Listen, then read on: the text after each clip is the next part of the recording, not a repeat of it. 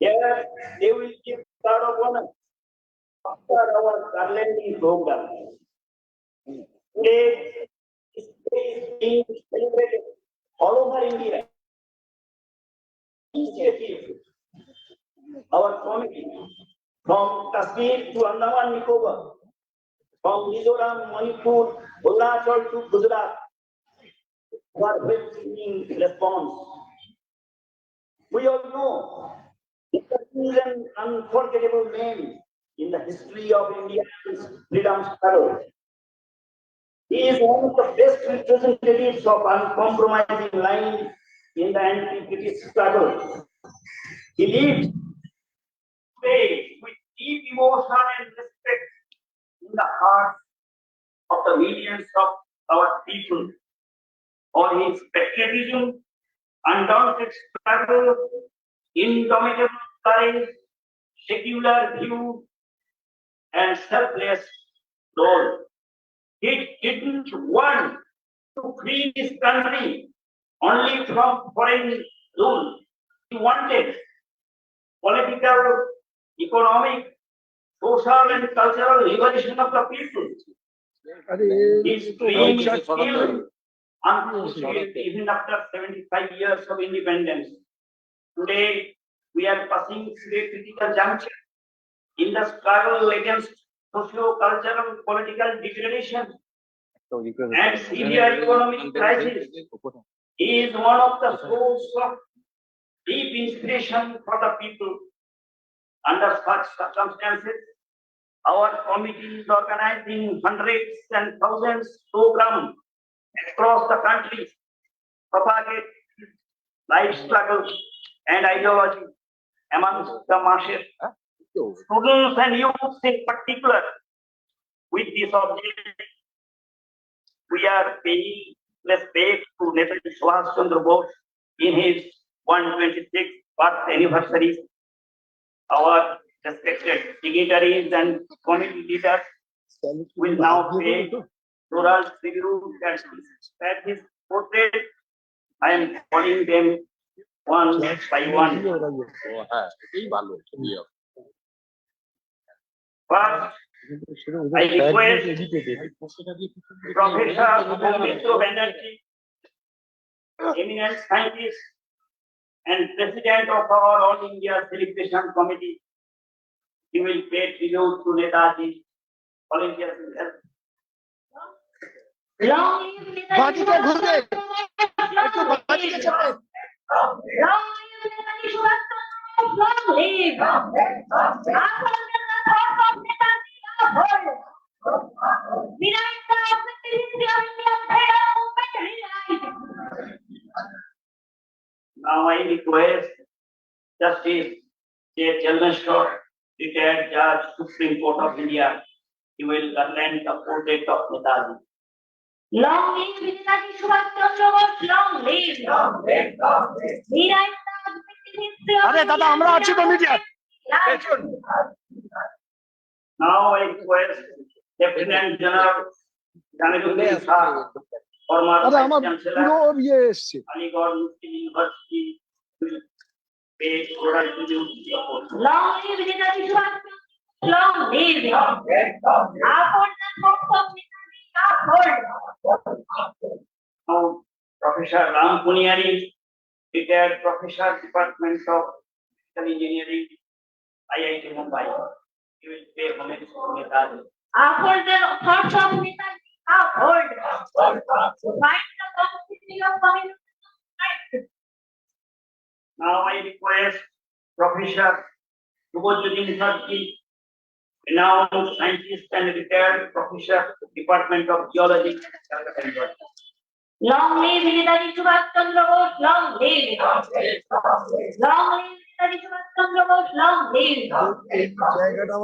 On behalf of Professor Anita Bose, daughter of Netaji Subhash Chandra Bose, Mr. V.N. Galsekar, our Executive Committee member, All India Celebration Committee, will take oral tribute. Write the objective history of Indian freedom movement realized. After the thoughts of Netaji are heard.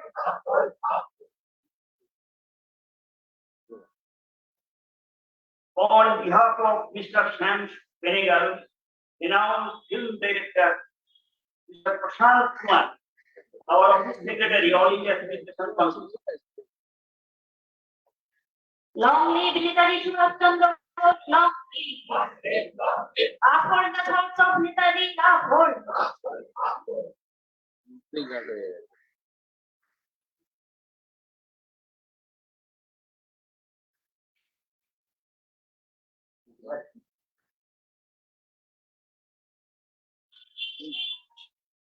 Justice Ashok Ganguly, we are very happy.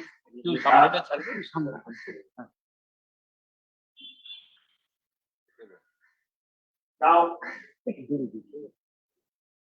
Dr. Vinayak Sen,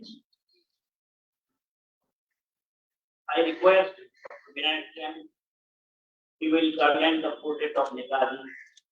Long live Netaji Subhash Chandra Bose, long live. There is the constitution of communalism raised. Dr. Tarun Mandal,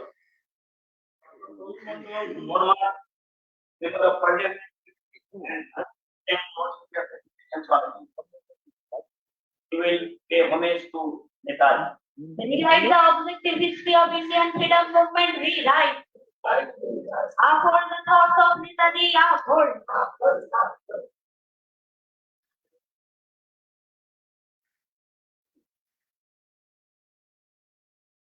Now, Mr. Sudipto Das, Vice President of All India Celebration Committee, he will pay homage to Netaji. Mr. Sudipto Das.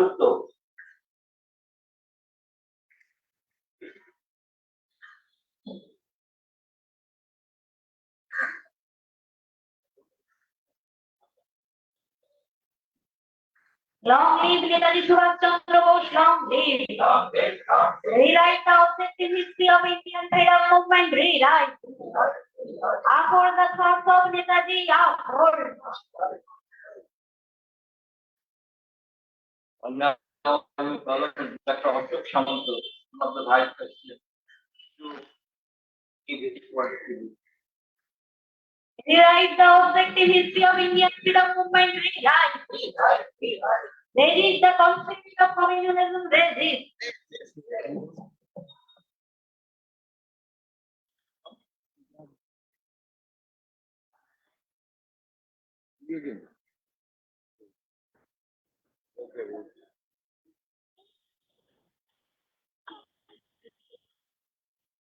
On a request, Mr. Zahiruddin Ali Khan, managing editor, Shriasar, a famous national Urdu lady, is our we will inaugurate the next session, our exhibition. I request Mr. Zahiruddin Ali Khan. Long live Netaji Subhash Chandra Bose, long live. Uphold the thoughts of Netaji, uphold. Now I request Mr. Ashok Ganguly, he is former judge of Supreme Court. Long live Netaji Subhash Chandra Bose, long live. Long live Netaji Subhash Chandra Bose, long live. Uphold the thoughts of Netaji, uphold. Professor Antun Roy, will present our Vice President All India Celebration Committee. Now I request Srimati Pratibha Bhakti Mukherjee, our General Secretary All India Celebration Committee. Long live Netaji Subhash Chandra Bose, long live. Long live Netaji Subhash Chandra Bose, long live. Uphold the thoughts of Netaji, uphold. Mr. Kamal Sai, social activist and treasurer, All India Celebration Committee. Mr. Kamal Sai. Long live Netaji Subhash Chandra Bose, long live. Uphold the thoughts of Netaji, uphold. Mr. Subhash, executive committee member, from Assam, All India Celebration Committee. Mr. Tushar Protest. Long live Netaji Subhash Chandra Bose, long live. Long live Netaji Subhash Chandra Bose, long live. Uphold the thoughts of Netaji, uphold. Mr. I. Balasubramanian, member Tamil Nadu State Celebration Committee. Mr. I. Balasubramanian. Uphold the thoughts of Netaji, uphold. Long live Netaji Subhash Chandra Bose, long live. Now I request Mr. Tanaram, member Rajasthan State Celebration Committee. Mr. Tanaram.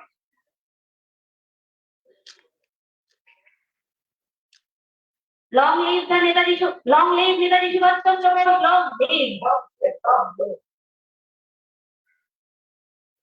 Now our Netaji volunteers, they will pay their tribute to Netaji.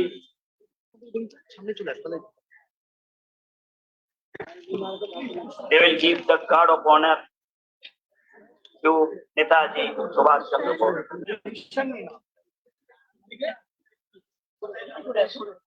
Guard করলে হবে, আমাকে guard করলে হবে,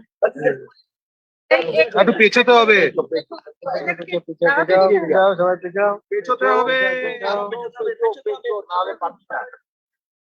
জায়গাটাকে একটু organise করতে হবে। একটু দেখি আমাকে ছাড়ুন, আমাকে ছাড়ুন একটু প্লিজ, আমাকে আরো পেছো, না না একটু জায়গা দিতে হবে, আরো পেছো বেটার ছিল নাকি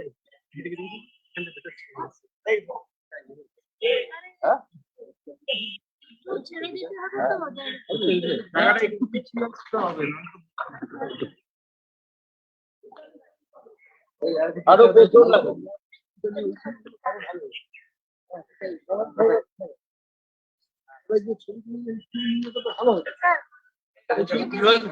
My colleague.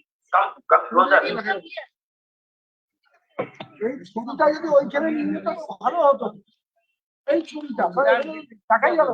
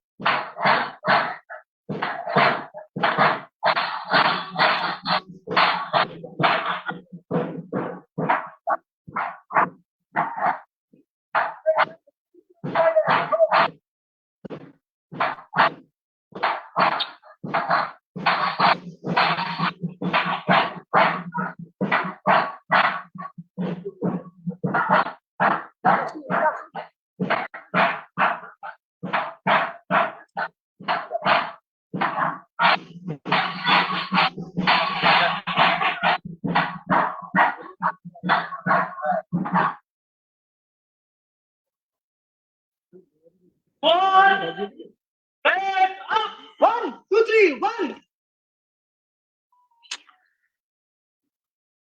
4, 1, 2, 3, 1. Now I request our volunteers to stand easy, and I request our president to come to the microphone for reading our oath on behalf of All India Celebration Committee.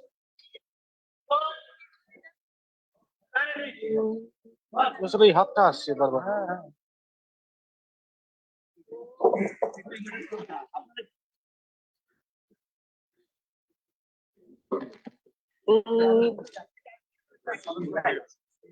Okay. We are taking the following.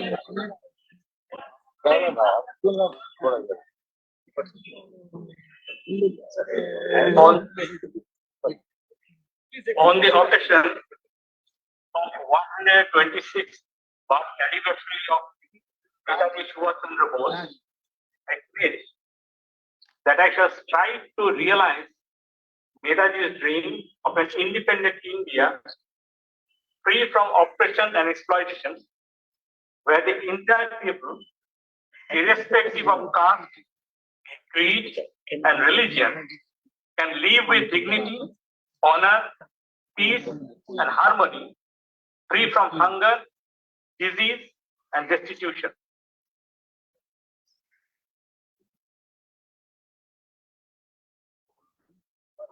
Okay. This portion, particularly of the attending, and they were amazed to get Netaji Subhash Chandra Bose and our God of honor ended here. Now I request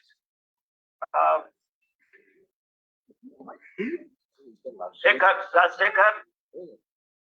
for next program, and we will start the next agenda.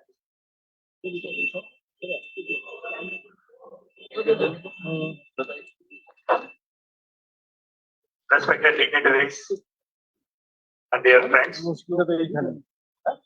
now we'll be inaugurating the photo quotation exhibition. But before inaugurating it, there will be a group song by Agnivina group. It is Kadam Kadam Badaya Ja, you know, with a very favorite song of Netaji Subhash Chandra Bose and INA. So I request the music squad to present the song.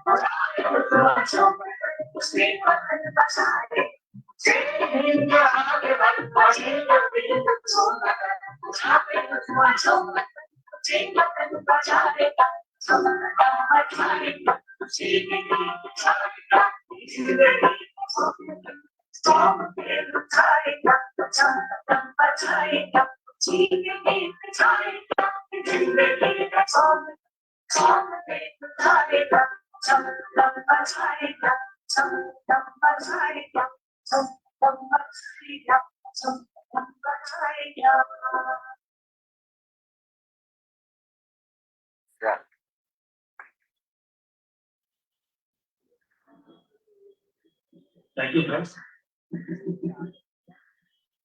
Friends, now the photo protection exhibition of Netaji Subhash Chandra Bose. You are seeing here to inaugurate this important event. One of our important guests is there with us, Mr. Khan. He is the managing editor and managing director of CSR, a leading Urdu lady. He is also involved in several social activities in Hyderabad. All the way he has come from Hyderabad to join us. I cordially welcome him and I request him to speak a few words, then inaugurate this exhibition.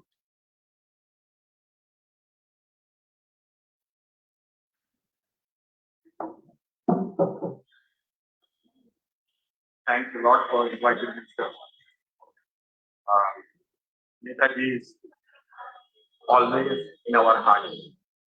What we have seen, we have achieved independence, but after 75 years also, the whole country is in the hands of crony capitals. If Netaji would have been alive for some more time, he would have taken power from the other people and seen that the power comes to the poor section. I just quote three of his instances.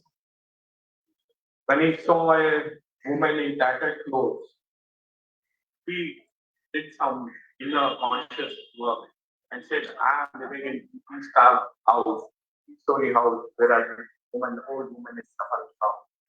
He's not even wearing a proper sari or. Another incident, he wrote a letter to his mother. You have a lot of expectations from me, but the expectation of a good job, good education, good job. But I don't think I can fill that expectation. I want my country to progress. I want my country to progress. So this was his commitment towards his country. He never thought for anything for himself. He was just working. Even after 75 years, I'm so confident that he's still relevant. He can start a movement on his country. He will help the younger generation to know about Netaji. Another of his quote I tell you, when he was suspended by the presidency college, he was so satisfied when a student, young boy, was suspended from a school college. He gets disturbed. Oh, what is my future? What is my education? But Netaji says that is the foundation stone for my fight against the tyranny, fight against the injustice being made. He never got drawn well with Congress. The reason is most of the crony capitalists or imperialist forces were influenced in Congress. But Netaji stood to his ground and sacrificed his life. And I still believe that he is still relevant. Now we have social media platforms. Through that platforms, we can do a lot of work. Can produce 2 minutes video on Netaji.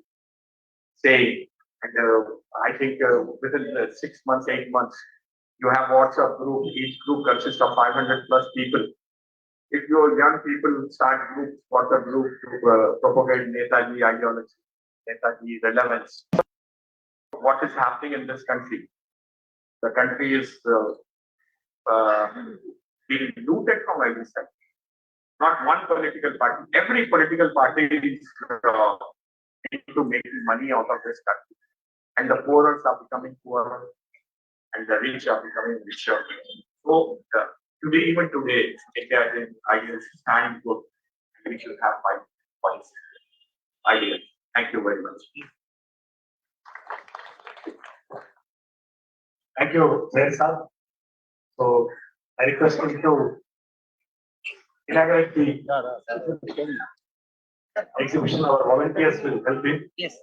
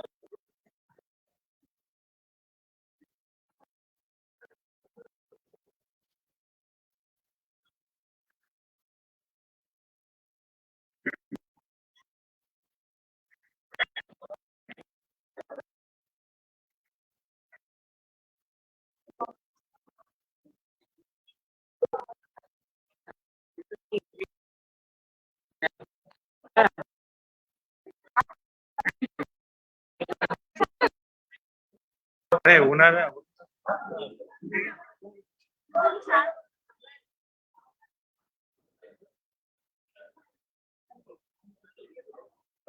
এই জমির উদ্দিন এসছে, দেখেছিস? এইখানেই আছে কোথায়?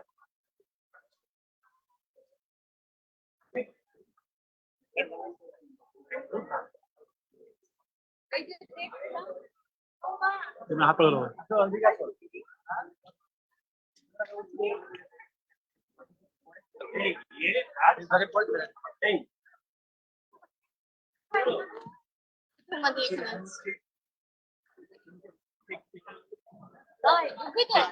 India dan komoditif sesumbat semua itu.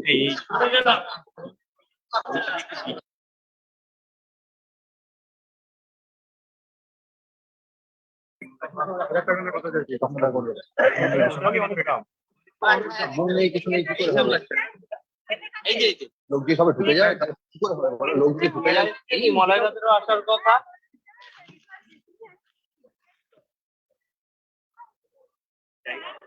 বলো বলো এই যে স্কুল আছে সব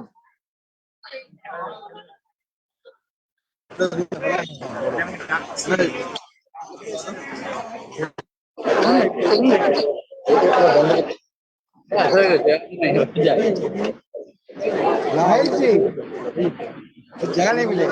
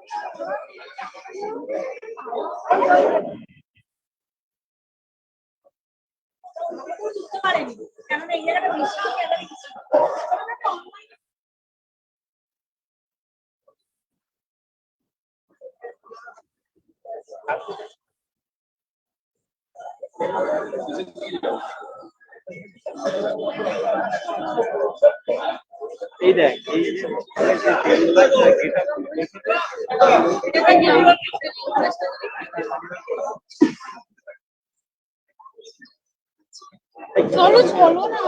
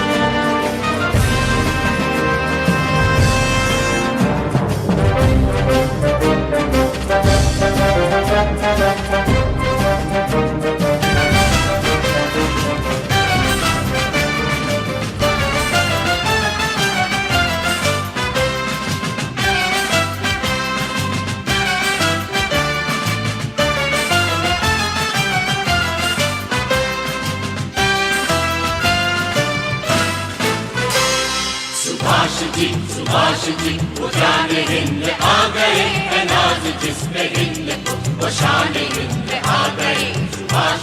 सुभाष जी वो जान हिंद आ गए, है नाज जिस पे हिंद को वो शान हिंद आ गए।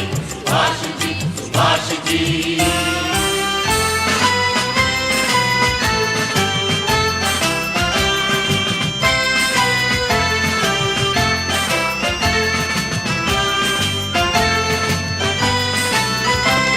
सुभाष जान हिंद है, सुभाष मान हिंद है। सुभाष आन हिंद है, सुभाष शान हिंद है। सुभाष जी वो जान हिंद आ गए, है नाज जिस पे हिंद को वो शान हिंद आ गए। सुभाष जी, सुभाष जी।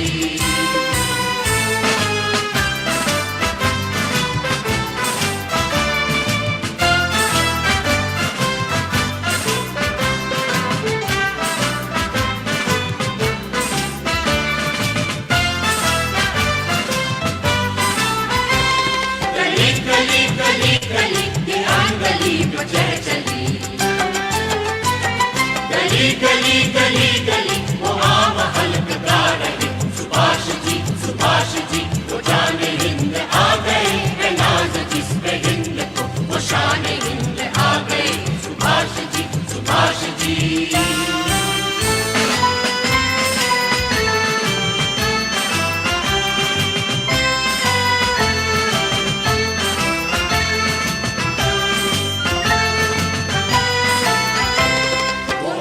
हिंद लाएंगे, वो शान हिंद लाएंगे। फिरंगियों की कौम पर वो कहर बन के छाएंगे। सुभाष जी वो जाने हिंद आ गए, है नाज जिस पे हिंद को वो शान हिंद आ गए। सुभाष जी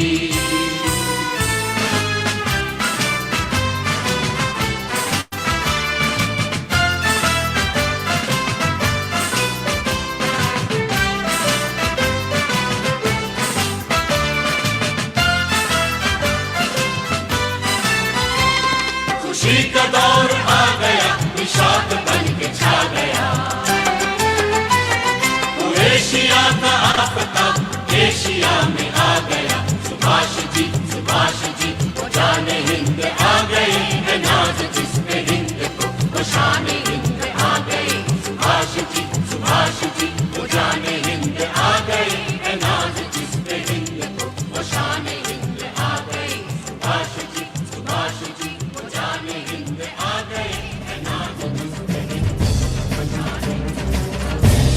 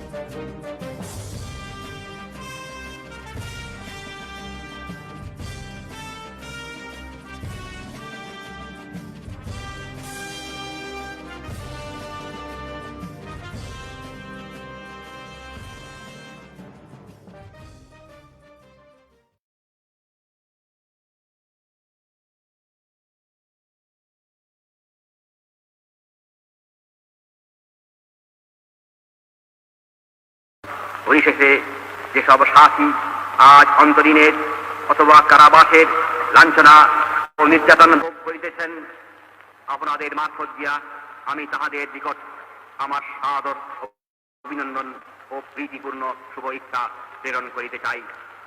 তাহারা যেন মনের উৎসাহ, আনন্দ ও স্ফূর্তি না হারান। তাহাদেরকে গিয়া বলুন যে মাতৃভূমির সম্মান ও মর্যাদা তাহারাই রক্ষা করিয়াছেন।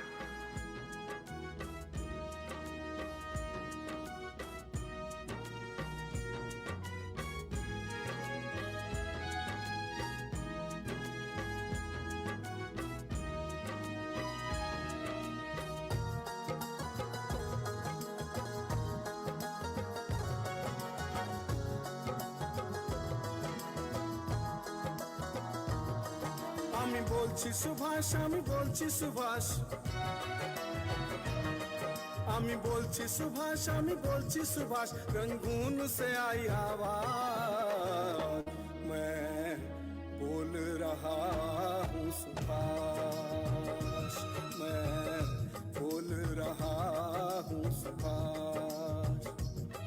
আমি বলছি সুভাষ, আমি বলছি সুভাষ, আমি বলছি সুভাষ, আমি বলছি সুভাষ, रंगून से आई आवाज मैं बोल रहा हूँ सुभाष, मैं बोल रहा हूँ सुभाष।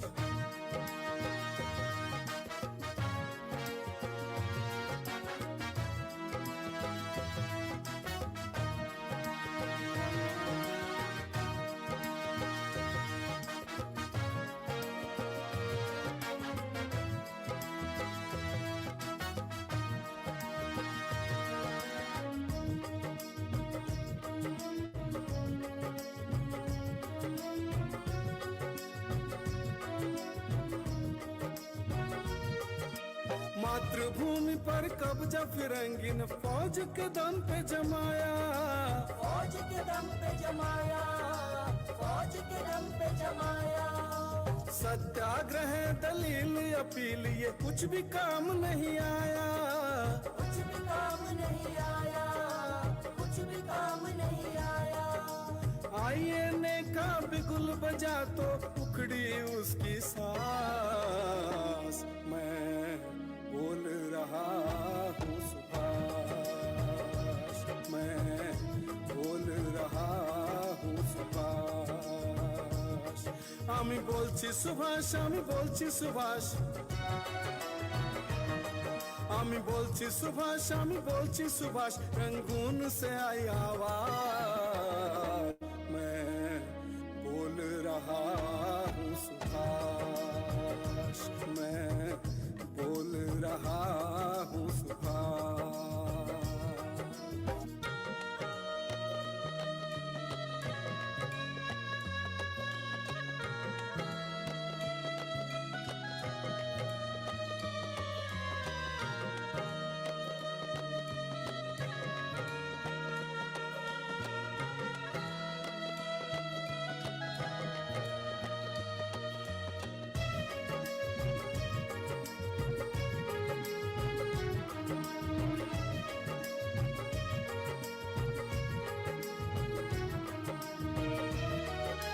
मांगे से हक नहीं मिलता, लड़के लेंगे आजादी, लड़के लेंगे आजादी, लड़के लेंगे आजादी।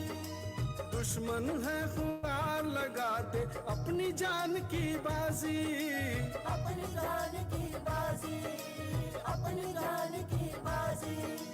दुश्मन से समझौता कैसा है हमको एहसास मैं बोल रहा हूँ सुभाष, मैं बोल रहा हूँ सुभाष।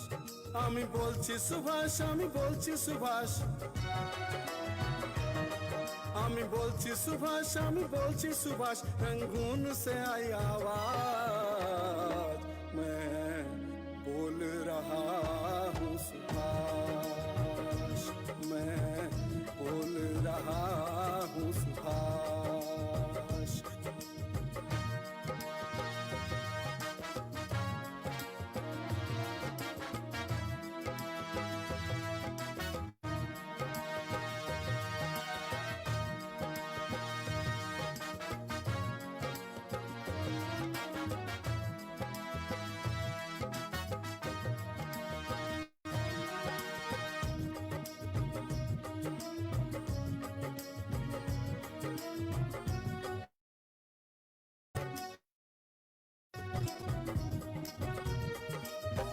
डाल कर राज करे ये आपस में लड़वाए, आपस में लड़वाए, आपस में लड़वाए।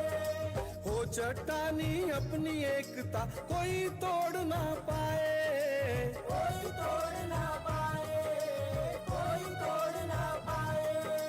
होगी जीत हमारी हमको है पूरा विश्वास। मैं बोल रहा हूँ सुभाष, मैं बोल रहा हूँ सुभाष। আমি বলছি সুভাষ, আমি বলছি সুভাষ,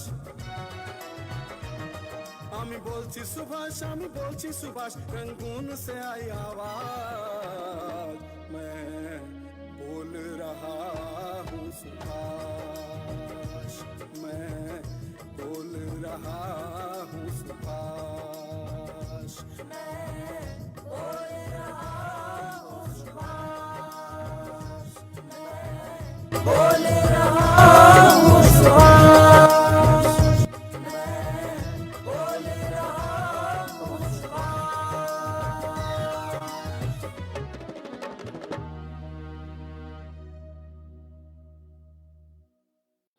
साथियों, क्रांतिकारी और प्रगतिशील गीतों के लिए इस चैनल को सब्सक्राइब करें, शेयर करें और लाइक करें।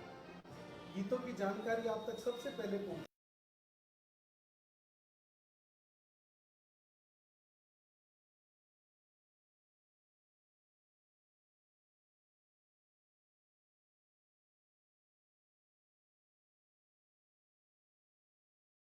পরিশেষে যেসব সাথী আজ অন্তরীণের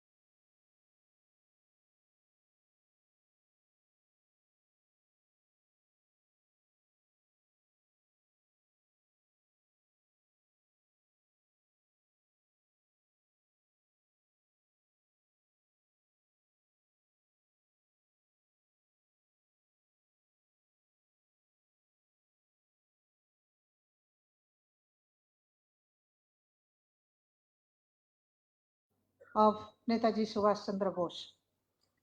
Today, on this great occasion,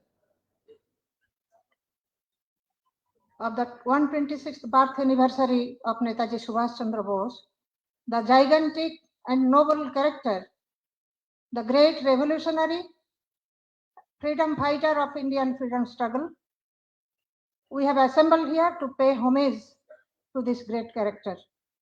While we are having this concluding ceremony, throughout the country, in different states, almost in all the states, people at large, students, youth, and women have come forward. They are paying homage to this great hero of our country. They are taking place to fulfill his unaccomplished task, unaccomplished dream.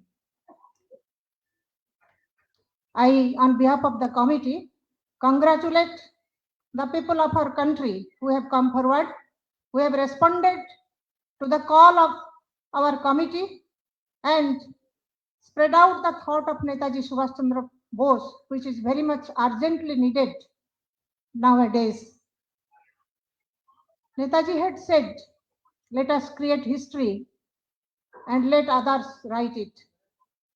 He had created history and others have written it. His indomitable courage, his perseverance, determination, and above all, his love for the countrymen, for the humanity, has been and will remain the source of inspiration for all forever. Now, when we are observing his 126th birth anniversary, if we want to pay homage in true sense to him, we have to follow him. We have to follow his ideals. That is very much important. And that has been the objective, aims and objective of this committee, which was formed in 2021 on 23rd January. Netaji had said, whenever you find atrocity, exploitation, oppression, and injustice, protest it. And try your utmost to resist it. So we have to follow it. We have to protest. What we are seeing today, when we are observing his birthday, many things have been his dream of a country free from exploitation has remained unfulfilled. Today we are seeing democratic rights are being trampled. Corruption is at its height. We are seeing education is at stake. On education attack has been launched. Women's dignity and their honor is at stake. We are seeing that scientific approach towards life is being banned, is being on attack. So what we should do, if we are really the followers of Netaji Subhash Chandra Bose, we have to protest, we have to resist it. Otherwise, there is no meaning in observing his birthday. So our committee aims at propagation of his ideals, propagation of his thought, propagation of his life struggle. So throughout the country, we have been able to do it. But we could have done many things else that we could not do due to COVID situation. Now, he has taught us how to act, how to react to the different aspects, different state affairs. He has taught us to involve us in the state affairs. So this is to be done. We have to react, we have to act. We have to observe his day. While observing his day, we have to shoulder the responsibility which has been thrust upon us. We have to work for the advancement of the society. So in this occasion, you know, this is the concluding ceremony, but I will say this is just the beginning. We have to begin, we have to start afresh. We have to propagate his life. We have to cultivate his life struggle. And we have to imbibe thousands and thousands of young soldiers of our country who are ready to fight. So this is all for me to say. And now again, I will congratulate all of you to be involved in such a great activity which has been thrown upon by our committee.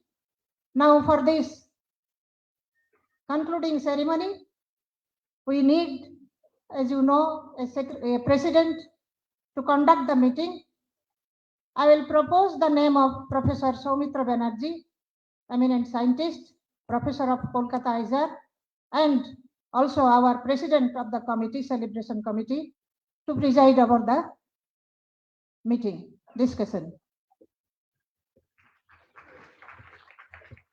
The name of Professor Soumitra Banerjee, which has been proposed here as a president of the meeting, I wholeheartedly support the proposal.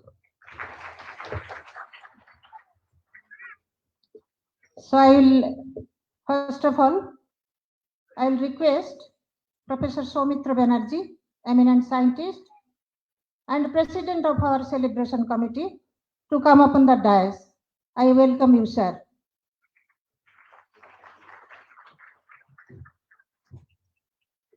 Then I will like to invite Justice J. Chalmeswar, retired judge, Supreme Court of India, who is a speaker of this discussion. So I will request him to come upon the dais. And I welcome you on behalf of the committee, sir.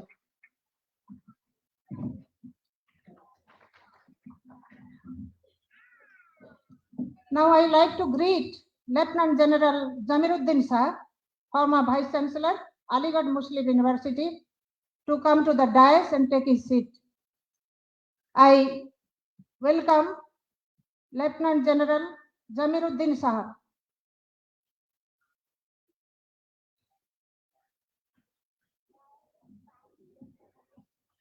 On behalf of the committee, Lieutenant General Jamiruddin Shah is welcome to the dais.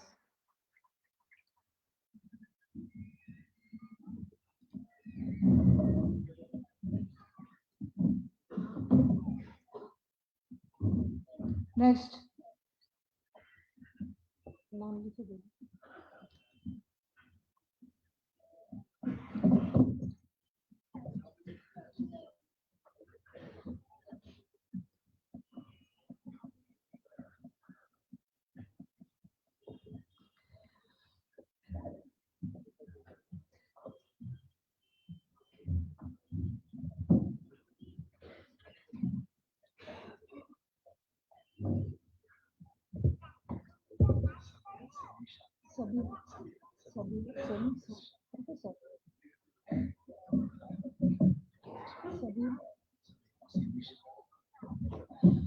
So within us on the dais is Sabia Semisha.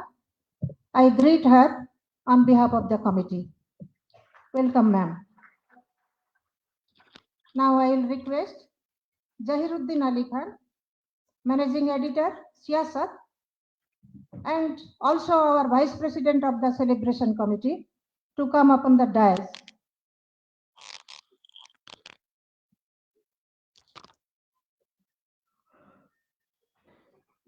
Janab Zahiruddin Ali Khan, Managing Editor, Siyasat, and our Vice President of the committee. I welcome you on the dais, sir.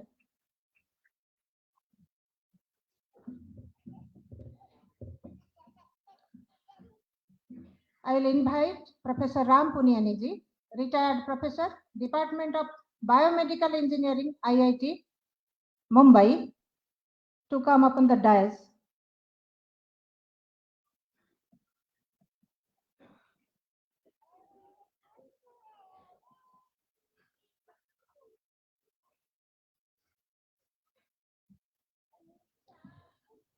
Professor Ram Punianiji, we welcome you on the dais, sir. Now I will request Barrister Bimal Chatterjee to come upon the dais, former Advocate General, West Bengal. He is already on the dais. We cordially welcome you, sir.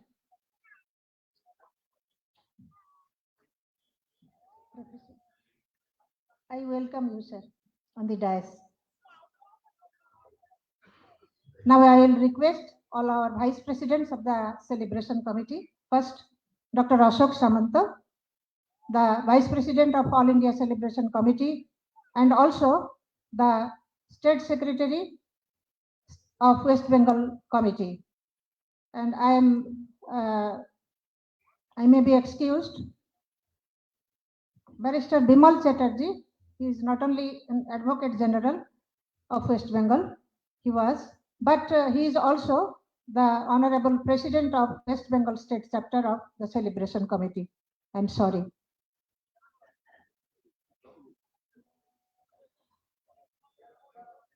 Now I will request Professor Dhruvrajyoti Mukhopadhyay, eminent scientist, Department of Geology of Calcutta University, and also our Vice President of the Celebration Committee to come up on the dais.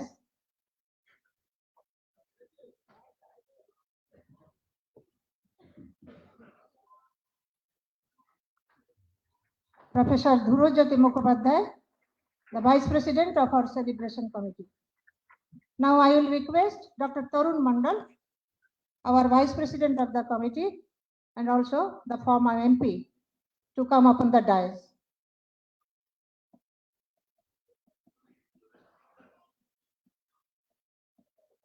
Dr. Tarun Mandal.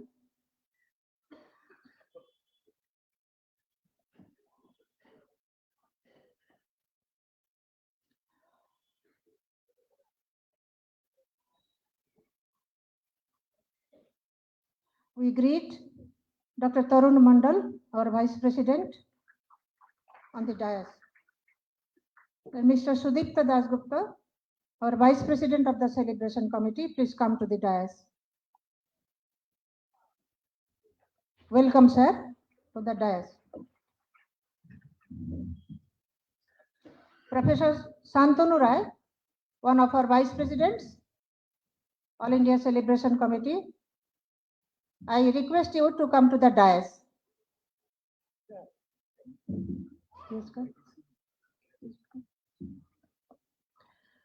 Now I will request the executives of the All India Committee from different states to come to the dais. Mr. Tushar Purokayastha from Assam.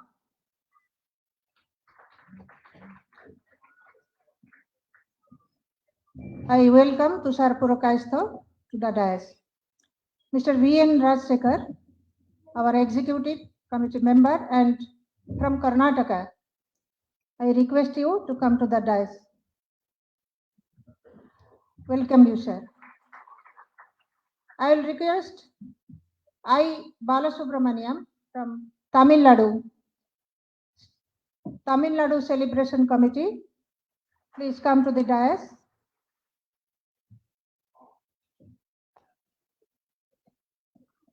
Welcome, sir.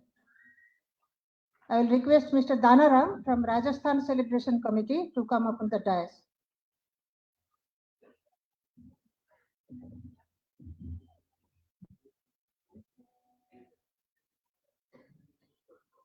I will request Mr. Danaram from Rajasthan Celebration Committee. Welcome, sir. Now, I will request Prasant Kumar, our Office Secretary, and also the Vice President of the Delhi Celebration Committee to come up on the dais. Thank you, sir.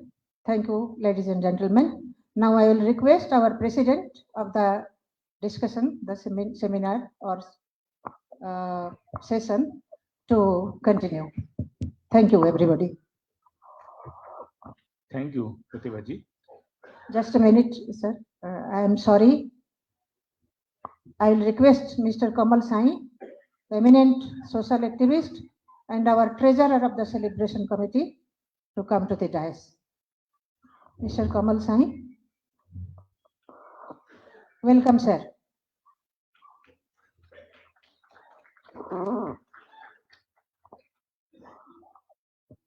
Thank you, Pratibhaji. Today's program will start with an inaugural song sung by Mr. Somnath Karmakar. I request Mr. Karmakar to sing the song.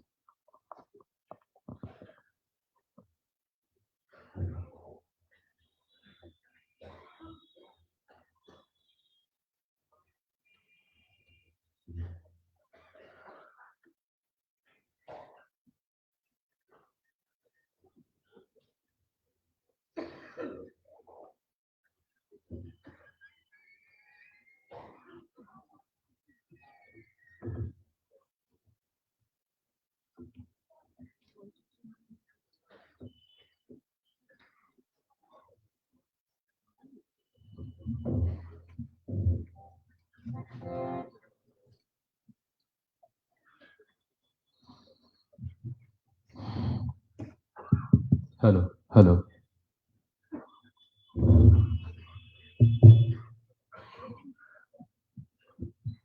Hello.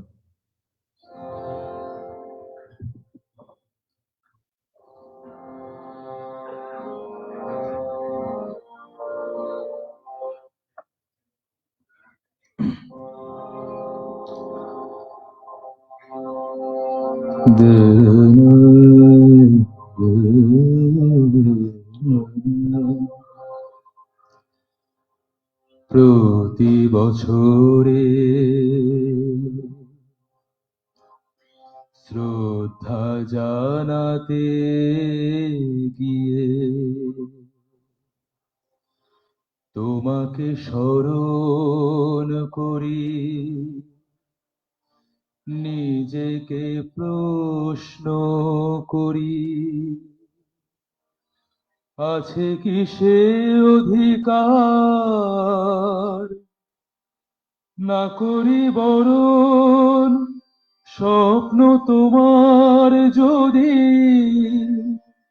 না করি বরণ নিজ জীবন দিয়ে।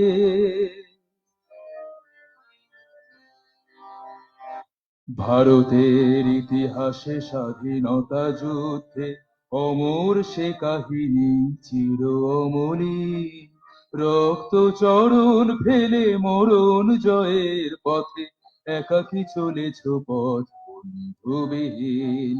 ভারতের ইতিহাসে স্বাধীনতা যুদ্ধে অমর সে কাহিনী চির অমলিন, রক্ত চরণ ফেলে মরণ জয়ের পথে একাকী চলেছ পথ বন্ধুবিহীন।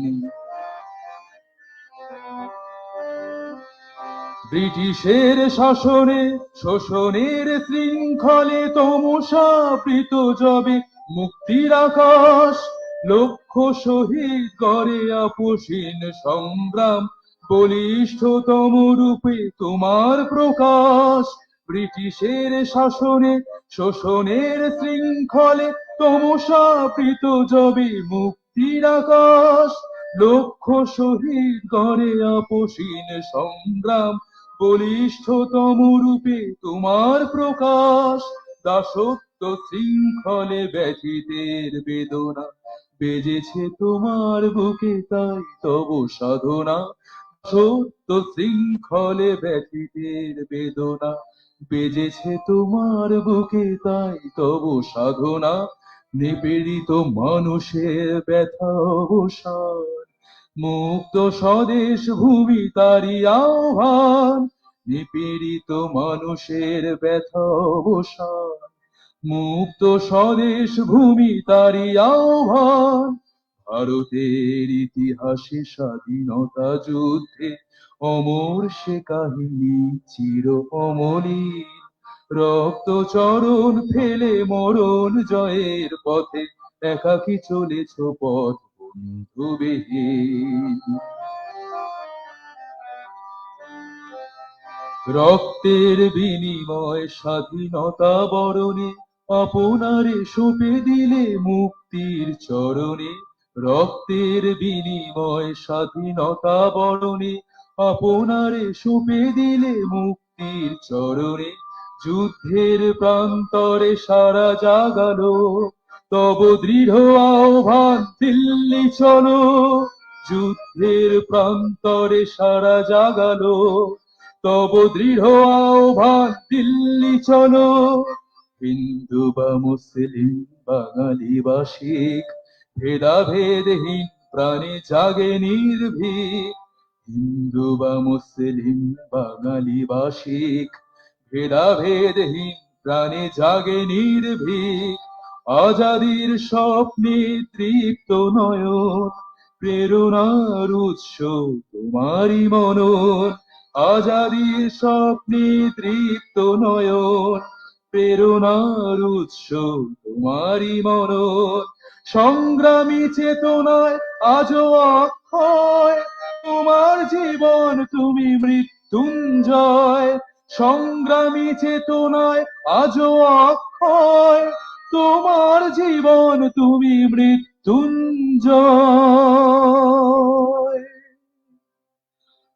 আকাশে বাতাসে আজো কান্না হাহাকার, শোষণের জাতা কলে নিপীড়িত জনতার, অপমানে অবিচারে বঞ্চিত বেদনায়, মুক্তির বাণী ফেরে সজল চোখে।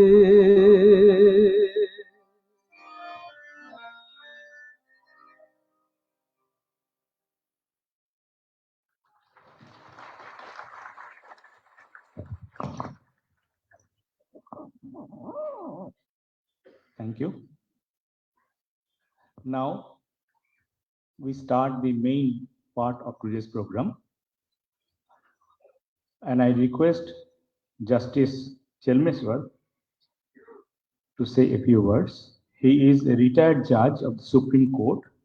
We know him for his daring attempt to uphold secular democratic concepts and values, to protect people's right to justice and judicial neutrality in spite of so many difficulties and pressures. Dr. Chelmeswar.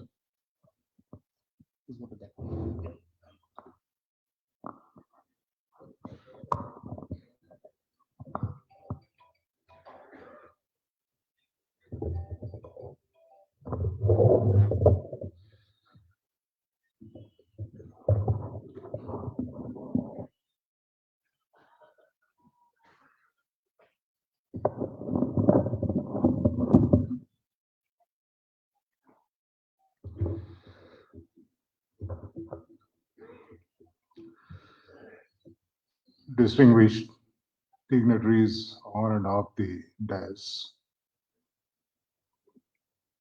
I very honestly wish that I could address this gathering in Bangla, but unfortunately I can't do it. But I come from that part of the country which had a great influence of Bengal in the 20th century. Bose Babu and Sharad Babu are two names you will find in every town of Andhra Pradesh, if not every village. Recording in progress. And not stray cases. In abundance, you will find Bose Babus and Sharad Babus. And of course, Surendranath Banerjee. There's one more name. You'll find a lot of Surendranath Banerjees in Andhra Pradesh. Maybe there are innumerable reasons for this. Maybe the one reason is the railway line connecting present Chennai, old Madras, to old Calcutta, now Calcutta, which enabled people in between, particularly people of my state, to travel to Bengal. In fact, I come from a small village whose population is about 6,000 today. You'll be very happy to know some 70 years, I am 70, maybe 80, 85 years back, some gentleman from my village came to Shantiniketan to study. You can imagine the influence of Bengal on my state. Coming to the occasion, the 125th birth anniversary, 126th birth anniversary of Netaji Subhash Chandra Bose. Incidentally,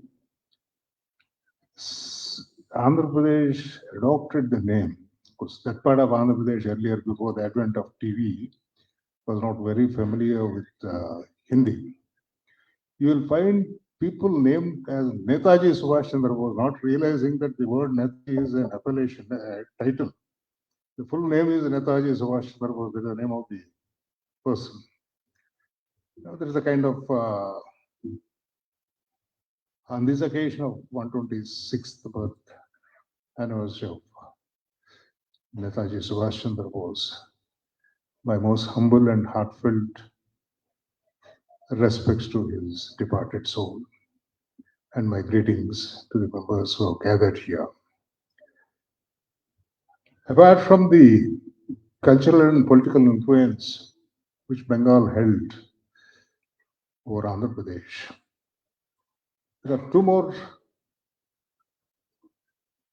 facts, a little interesting facts, that famous or infamous episode when Bose Babu got elected as the president of Congress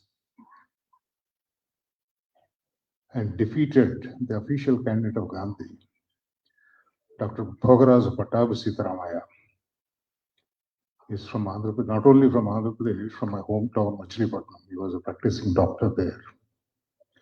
And another important factor is when Bose Babu fell out with the Congress Working Committee and started the Congress Swaraj Party. One man who wholeheartedly supported Bose Babu was T. Prakasham, who later became the Chief Minister of Andhra State, was also a Telugu man. These are maybe accidents or coincidence. We had a long association. Now, as I was entering this program, I heard when I saw the march past and I was hearing the chants of the youngsters saying, rewrite the history of Indian independence movement. Well, there are various ways of doing it. Simply writing an academic writing, rewriting is one aspect of it. There is another way of doing it. I'll come to it a little later. But please remember, there's a famous African saying, until the lions start writing history, history will always be that of the hunters. That's what happens to any history, be it the history of Indian independence movement or any other matter. Now, unfortunate differences of opinion between Gandhiji and Netaji to some extent contributed to the relegation of Netaji's place in the history of Indian freedom movement. Though Gandhiji himself personally wrote to Bose Babu in 1930, 3rd January 1930, in one of his letters, he said, I do not want to change your views about anything. Not that Gandhiji ever wanted to change the views of Bose Babu. In that sense, Gandhiji was a great Democrat. But I do not want you to, but I do want you to change your conduct in enforcing those views. That is the path which you choose to achieve your views and your hopes. And there's a matter of opinion between two great souls. That's a different matter. But it all led finally to the relegation of, not because of Gandhiji, but for the first 30 years, power was enjoyed by somebody else in this country. Prominence as emphasis was given to that particular family and its achievements, its contributions. They made their great contribution. I have no quarrel with that. But in the process, Bose Babu, or for that matter, Chittaranjan Das, did not get the same attention which they ought to have got in the circumstance. Now,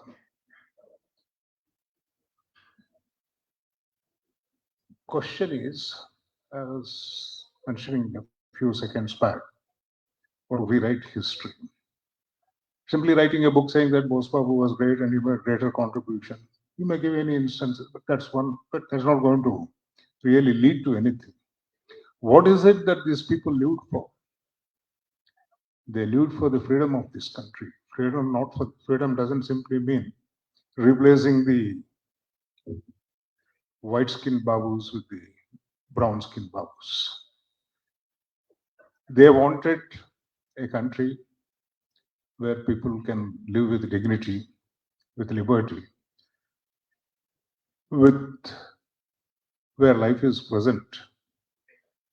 Now, question is, 70 years after achieving the political independence, have we really achieved the dreams which impelled the members of the freedom struggle to fight the British, make sacrifices? The lives of each one of those great personalities was full of sacrifices. But what did we, the people of India, do in the next 70 years? Did we really create that India which they dreamt? And unfortunately, to my mind, the answer is we are far from it. I'm not saying that we have not achieved anything. A lot of achievements were made in the last 70 years. But we didn't really achieve what was really dreamt of. On the other hand, in the last 70 years, we as a society, Indians, become maybe a little more narrow-minded, parochialist. We quarrel about caste, religion, region. We talk about, on a public platform, we talk about India being one nation. And our leaders fight about river waters, fight about boundary disputes between states. If it's one nation, then why should there be a quarrel about it? There's a little adjustment here and there. There can always be a democratic settlement about it. But the kind of posturing that goes on about these disputes, it only leaves me to believe that we have not really come anywhere close to what was dreamt by people like Bose or his own comrades of that era.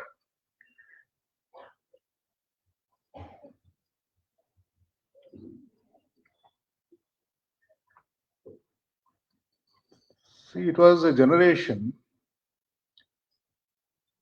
which had a fire, a commitment to secure independence, to secure liberty of the people, hoping that liberty would lead to greater happiness of the people at large in this country, not happiness of a select few people or financially comfortable people, to improve the lot of the average Indian in this country. That was the goal of any one of these exalted souls when they entered the independence movement or when they wanted the British to go out of this country, because they firmly believed the foreign rule was the major source of all problems of an average Indian in this country. But even at the end of the foreign rule, most of the problems of the common man still continue to be the same. And when we're talking about, especially the younger generation, when they're chanting, shouting slogans about rewriting the history, don't rewrite the history of independence movement. Write the history of this country. Write the future history of this country. It is in your hands. Try to live up to the ideals set up by these great souls like Netaji, Subhash, Chandra, Bose. Then we will be rewriting the history of this country, not rewriting the history as such, we'll be writing the history of this country. A history which those great souls dreamt of. What is it we have today before us? All of us know, in the name of democracy, democracy means in this country, luckily at least that much is remaining, a periodic election to various bodies. And coming to the democratic process, all of us know how it is. Elections, how are they conducted? The kind of money power that plays a role in the electoral process. If that's all democracy only means, because nowadays we hear a lot of people saying that the elected representatives can do anything. I'm not on the question whether they can do or they're not. I'm not on that. Point is, elected representatives, yes, they have great responsibility, great power. But question is, how did most of them get elected to that place? And that is something which we need to alter, that we need to address. And particularly the younger generation, we're all on the way out. At least I'm on the way out, I'm 70. But the younger generation, you are the future of this country. And it's in your own interest that you write the history of this country in the right direction. Understand the values for which these great souls fought for. Implement them in your life. Create a better India. Thank you all.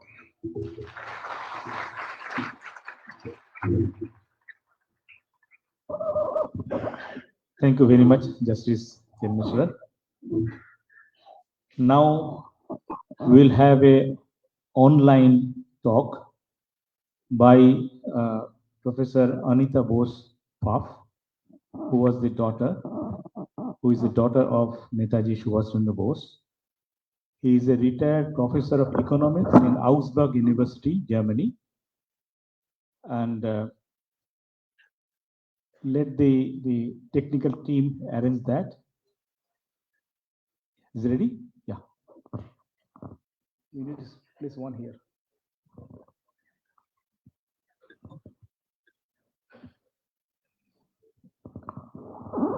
Dr. Anita Bose Paf.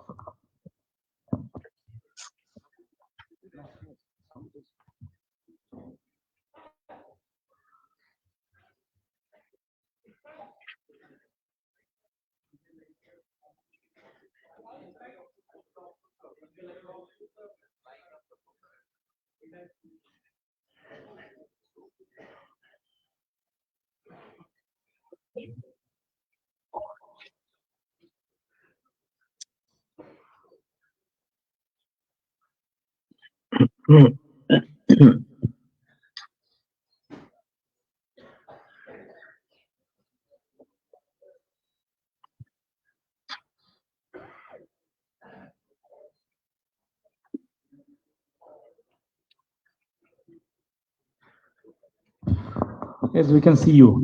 You may start speaking.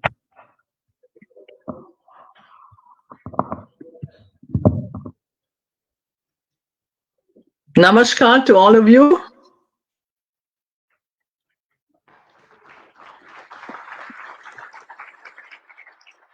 Am I audible? Yes, you are audible. Namaskar to all of you. I'm very happy to join you on a very auspicious occasion, that is the 126th birth anniversary of my father, Netaji Subhash Chandra Bose. And I'm very happy that after such a long time, after Netaji left us on the 18th of August 1945, after such a long time, so many of his countrymen and countrywomen do remember him fondly and assemble to celebrate his birth anniversary. It is indeed a great occasion, and we've heard about Netaji's work in a very erudite and interesting address just beforehand. And I can only add a little in terms of facts and figures, but let me share some of the ideas that I had already expressed previously about Netaji's life and what I feel his main contribution for the young people in India was today. Netaji was a very dedicated and engaged person from a very early age on. Even as a youngster, he dedicated his life to the help and support of those who were needy, those who were sick. And he was also a very spiritual man. He was a follower of Swami Vivekananda and Sri Ramakrishna. and was dedicated to his country's well-being first and foremost. From a very early age on, he was engaged in the struggle for India's independence, and it is indeed touching that today's men and women, and particularly the young in India, remember this contribution. And I always feel that the fact that they do is the repayment for what he sacrificed for his country. After all, he sacrificed opportunities in terms of a career. He would have been able to join the Indian civil service, which was a great career opportunity at the time, and he decided that this is not what he wanted to, because he felt he would be just an instrument of subjugating his countrymen and countrywomen. He also gave up the opportunity to earn his own living in a comfortable way by that. When he met my mother, evidently both of them were very dedicated to each other, but he made it very clear from the very outset that his first love was India, and his first commitment was the struggle for India's independence, and my mother agreed to that and supported him in that effort. And as an adult woman, I must say, I can imagine that this was not always easy. When he set out on the 8th of February 1943, I was just about 3 months old, and he set out on a very perilous journey by submarine to the Far East in order to join the struggle for independence there and lead the efforts of the Indian National Army. And it was absolutely not clear whether he'd see the end of the journey and the end of the struggle for independence, because traveling by submarine at that time was very, very dangerous. It was an ongoing war, and the submarine had to pass through an area where there was an ongoing war being fought. And it was also dangerous from a technological point of view. But he made this sacrifice for his country, even though later on he said that it was one of the most difficult steps in his struggle for independence. And eventually he sacrificed his life when in 1945 he died as a consequence of a plane crash. You remember him. That's why you are assembled today, and those who join us online or later on watch this on YouTube, show interest in his life, show interest in his contribution, and I thank you for that. What can we all do? In a small or a bigger way, depending on what our station in life is, we can always do something for our society, for our countrymen and countrywomen, for humanity at large. Not everyone can sacrifice as much as the leaders of the independence struggle did at the time, practically spending 100% of their time on that effort, but we can all sort of find a life work balance between having our careers and supporting our families, earning our living, caring for our family and for our friends around, and society at large. And I think in one way or the other, it is something like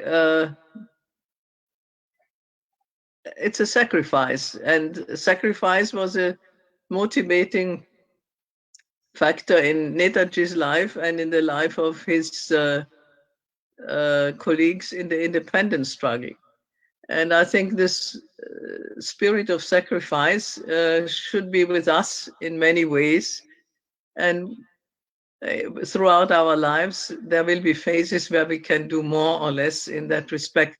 And I can only invite you to do that, and to do it also in order to create a society which creates opportunities and well-being for as many as possible. And I think that is by helping the downtrodden, by working for the empowerment, emancipation of those who are disadvantaged. That is the lower social strata. And of course, one aspect which was very close to Netaji's heart, that is the emancipation of women, because he always felt that equality of men and women or any groups in society had two aspects. One is equal rights, but the other one is equal duties. And as you probably all know, one aspect in which that was reflected is that Netaji was of the opinion that men and women should actively participate in the struggle for independence.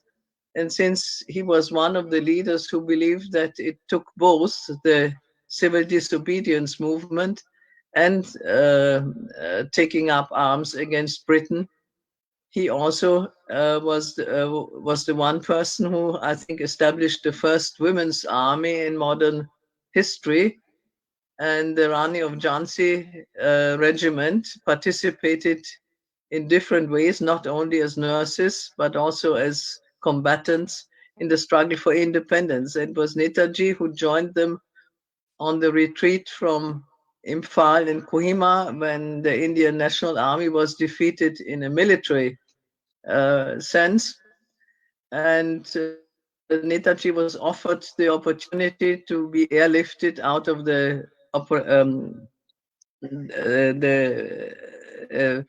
area to be brought back to safety. And since it was not possible to include the soldiers of the Rani of Jhansi regiment in that airlift, he decided to make the retreat on foot together with them. And all who participated in that tell the story of a very dangerous and very strenuous undertaking which was entailed in that. Netaji would like to have seen his country free, but when the Second World War came to an end and Japan was no longer able to support the Indian National Army in her struggle for independence, he was on his way to Tokyo when on the 18th of August 1945, he was involved in a plane crash on takeoff from what is now Taipei, and eventually the same evening died as a consequence of severe burns that he suffered in this accident. But even though there is an ongoing discussion with all sorts of conspiracy stories and mysteries involved, I think we can all be fairly certain that he died at that time.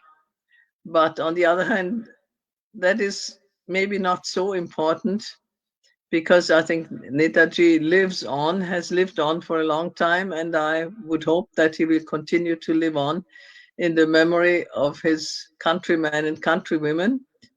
And I'm always touched by the fact that so many of them still remember him, and remember him not only as sort of a distant person, a figure in history, but have a very personal relationship to him. And one could say, even after all these years and after not having met him personally, they love him. And I can all thank you for doing that and wish you all the best in your efforts to work and live as valuable citizens of your country and valuable citizens of the world. Jai Hind to all of you.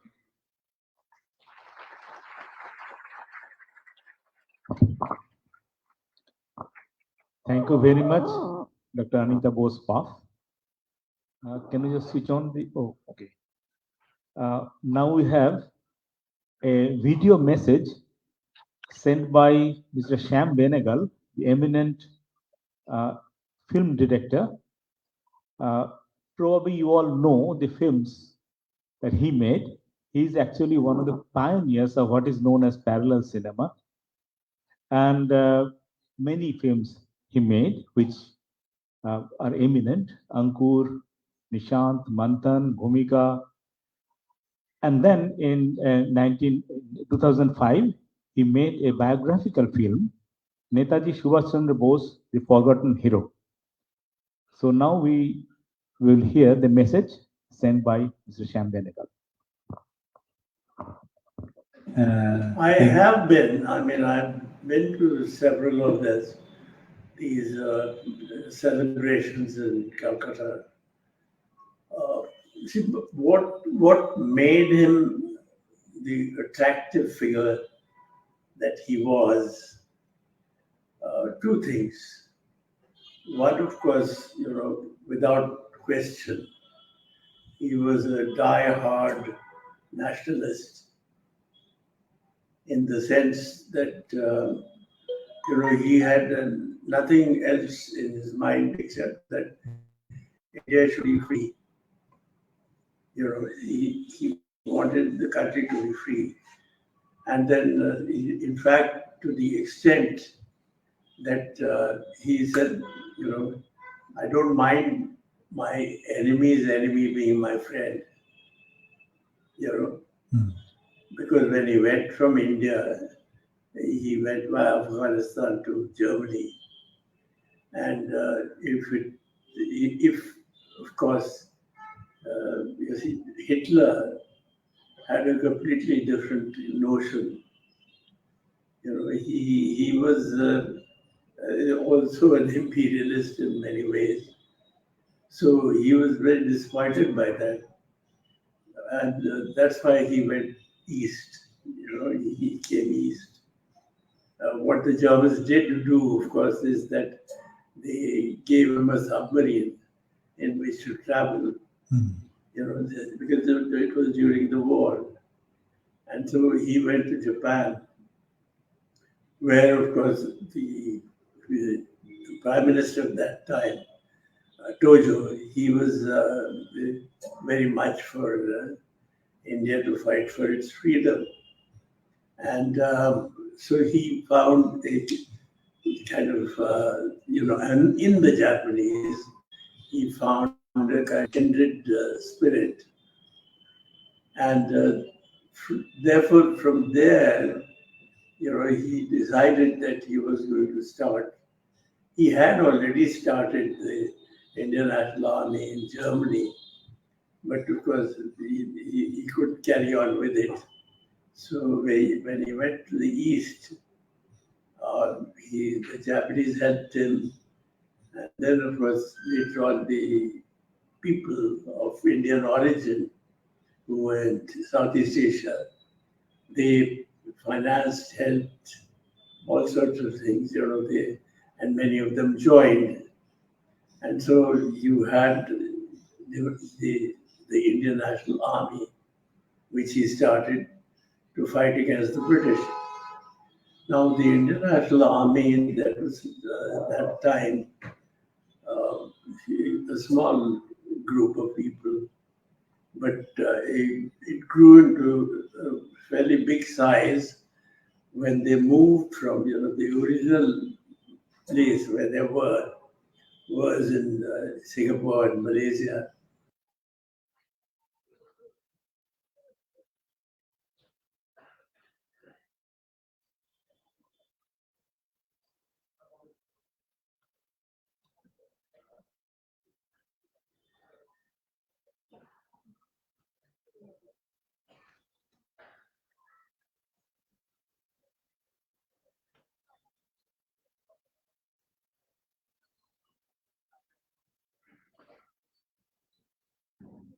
Lot of re-education process, which the Indian Army on the other side, the Indian National Army, they got them on their side.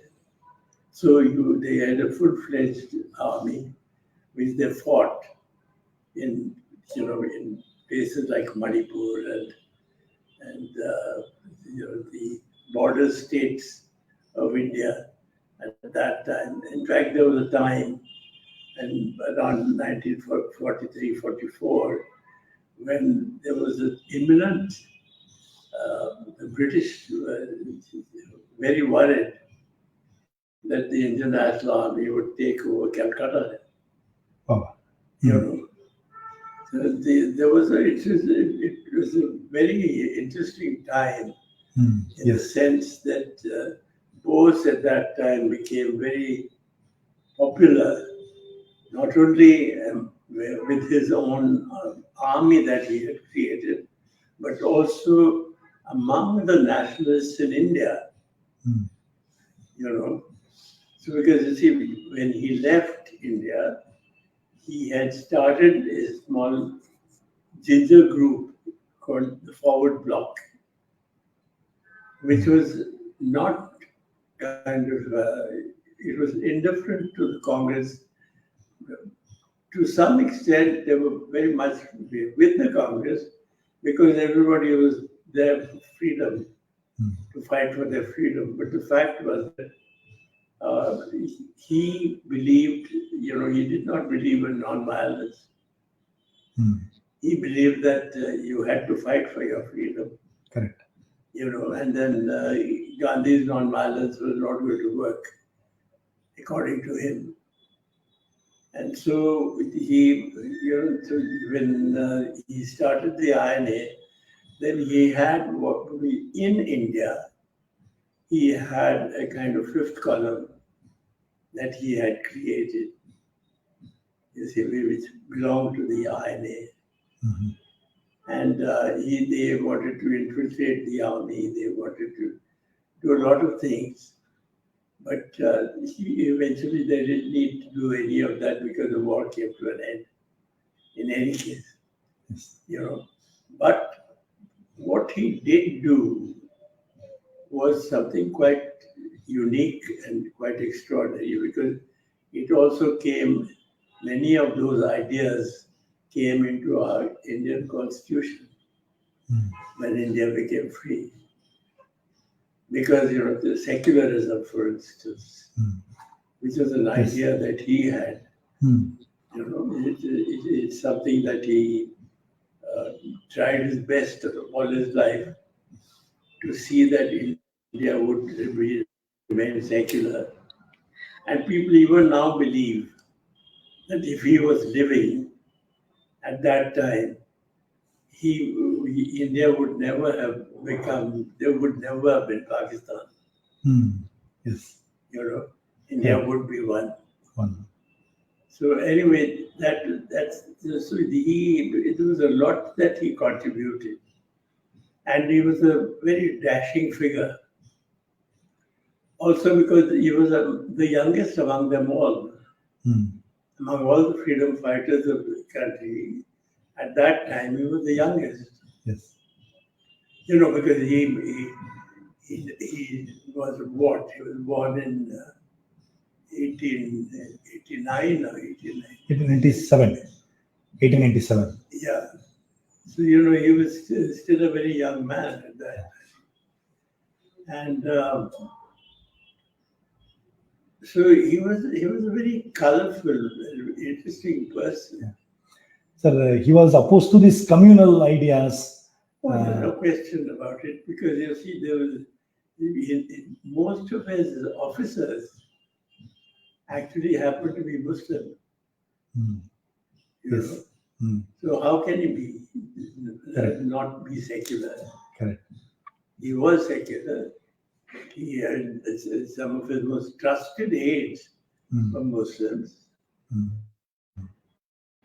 You know, and so the question wouldn't even arise at that time that there would be India would be cut into two. Correct. You know, if he had lived, there was no question that it would have remained a united India. His dream of a future Indian reconstruction was, he thought it should be on the socialistic lines. It was very much... Yes, you see that there was no question about it. That was since the 1930s. You know, there were big debates in the Congress itself. because there were many people in the Congress who felt that this was untenable. He said because some people who supported the Congress happened to be industrialists. You can't expect them to be kind of socialist minded. But which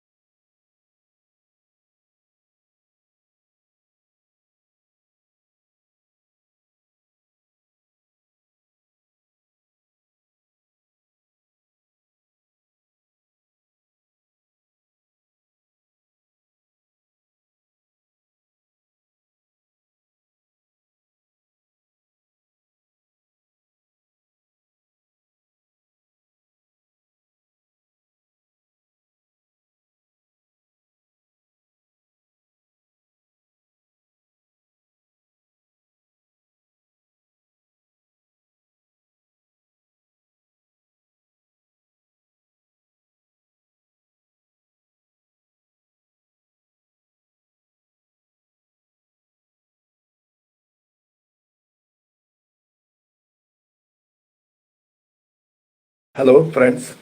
My greetings to you on this occasion of the end celebrations of the 125th birth centenary of Netaji Subhash Chandra Bose. I have been associated with it in some way, in a distinct way, and I'm happy that this whole year we could celebrate the birth centenary of a great soul, a great son of India. The distinguishing hallmark of Netaji was his fierce love of his motherland. He identified Bharat, India, motherland, much more than his Thakur or God himself. For him, the Janani Janmabhumischa Swargadapi Gariyasi was some kind of a motto. He was the one who took up arms against the British because he thought the British were not amenable to reasonable solution of colonization of the country. After having seen the repressive law that was brought forth by the British in order to suppress the nascent movement for freedom of the country, he decided that out of the Sama, Dana, Veda and Danda Upaya, the Danda was the only thing that could work with the British. So he decided on the philosophy that if he could find an enemy of the British and befriend that enemy, then, the normal saying is that your enemy's enemy is my friend. So he assumed that since Britain was at loggerheads with Germany, and therefore Germany was Britain's enemy, he could make friendship with Germany and sustain some help in the project that he had. His project was to liberate the country. To that effect, he started his own Indian National Army, recruited like-minded persons, and he really marched into British India from the southeast corner of the country, came up to Burma, Singapore, and unfortunately for him, he got defeated. The British Army got defeated, and he had to cut short his visit. And had he continued in India, probably he would have been arrested and tried along with the others. But he managed on several occasions to go away to Germany. In fact, he had an audience with Hitler in those days, although it was not much appreciated. The spirit in which he did it was interesting. I remember having been told that he told Adolf Hitler that he should help the Indian National Army to overcome the British and kick them out of India and liberate the country. But having done that, he should quietly get out of the country, otherwise he would be an enemy of the Indians also. That was the spirit in which he tried to save the honor of the country. He tried to educate the youngsters towards this. To my mind, two Bengalis did great service to the country. The first one was Swami Vivekananda. The next is Netaji Subhash Chandra Bose. It is by remembering the great work that is done by these great sons of our country that we can also take courage that in some manner, to some extent, we can also carry out the spirit that was displayed by these great souls and try to regenerate that kind of thinking amongst the youth in this country who will be able to maintain the glory of the country and make sure that India receives amongst the world fraternity the deserved class and the deserved status. Thank you very much. I congratulate you all on attending this function. May you sustain the spirit with which you are working, and God bless you all.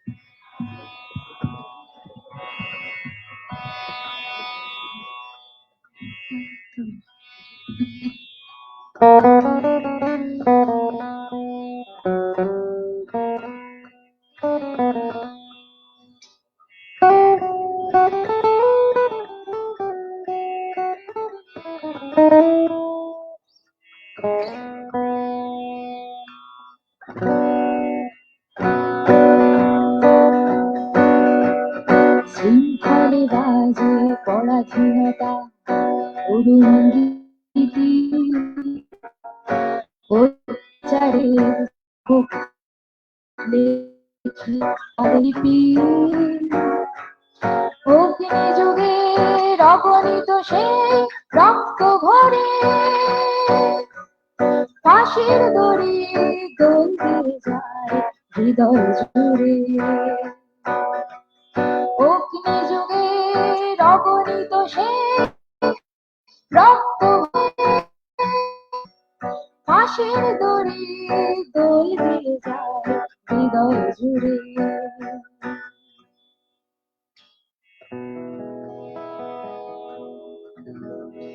এমনি এক ছোট্ট বুকে সিক্তমুখী ছোট্ট সুভাষ প্রভাতে উদ্ভাসিত দিনের আভাস এমনি এক স্বপ্ন বুকে দীপ্ত মুখে ছোট্ট সুভাষ প্রভাতে উদ্ভাসিত দিনের আভাস বাড়ির সামনে বৃদ্ধা নারীর দুঃখে বুকে উচ্ছের যত নিপীড়িত কালে ছোট্ট বুকে গুমড়ে দুঃখী এমনি এক স্বপ্ন বুকে দীপ্ত মুখে ছোট্ট সুভাষ প্রভাতেই উদ্ভাসিত দিনের আভাস বেণী মাধবের প্রেরণা দীক্ষা দেশপ্রেমে দীপশিখা জলে আপসীন সংগ্রামে বেণী মাধবের প্রেরণা দীক্ষা দেশপ্রেমে দীপশিখা জলে আপসীন সংগ্রামে নিষিদ্ধ বেলায় উথাল পাথাল ঢেউ তরঙ্গে অভিযাত্রী মুক্তি পথে নিঃসঙ্গে তুমি যেন শরৎচন্দ্রে সব্যসাচী তোমাকে সরিয়া শৃঙ্খলার নির্মাণ কারাগারে তোমার মুক্তি বাহিনী এগোয় কদম কদম পায়ে তোমাকে সরিয়া শৃঙ্খলার নির্মাণ কারাগারে তোমার মুক্তি বাহিনী এগোয় কদম কদম পায়ে দুর্গম গিরি কান্তার মরু দুস্তর পারাবারে তোমার মুক্তি বাহিনী এগোয় কদম কদম পায়ে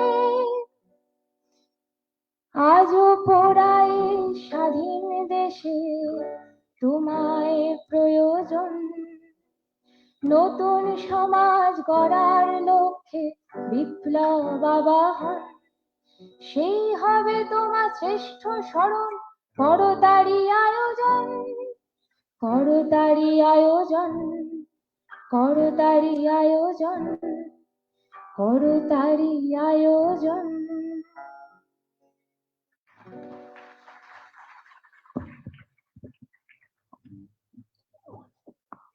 Now, we have a message.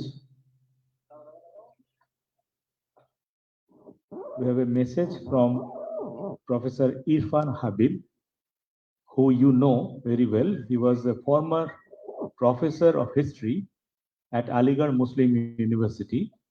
He is known for Marxist historiography of ancient and medieval India and for his strong opinions against Hindutva as well as against Islamic fundamentalism. He was the chairman of the Center for Advanced Studies in Aligarh Muslim University and the chairman of the Indian Council for Historical Research.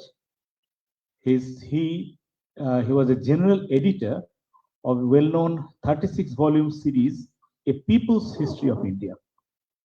A message from Professor Irfan Habib. It will be read by Mr. Sudipto Dasgupta, Vice President of All India Celebration Committee.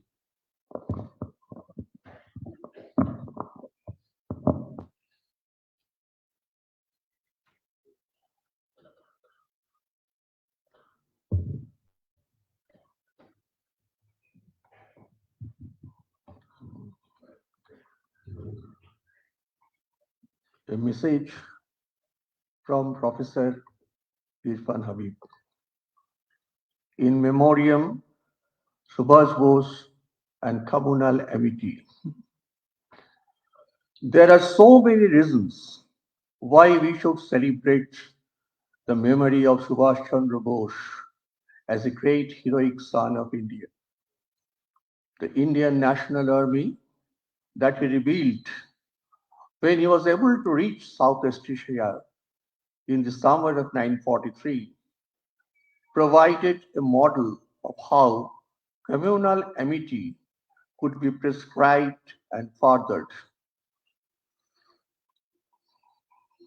He did so by taking care that even in nomenclature and symbols, there should be no seeming preference for Hindi or Sanskrit. Thus, the Indian National Army was renamed Azad Hind Fauj.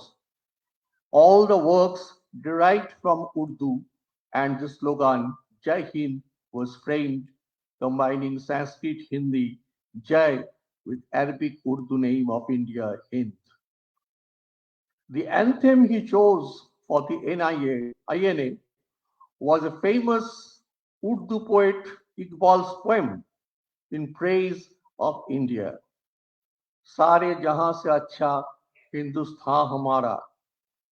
When it came to the language that was to be used, Subhash Bose chose Hindustani in the Latin script in order to bypass the Hindi-Urdu controversy, which was basically over the script, that is Nagari or Arabic, since the spoken language called Hindustani was and is essential the same.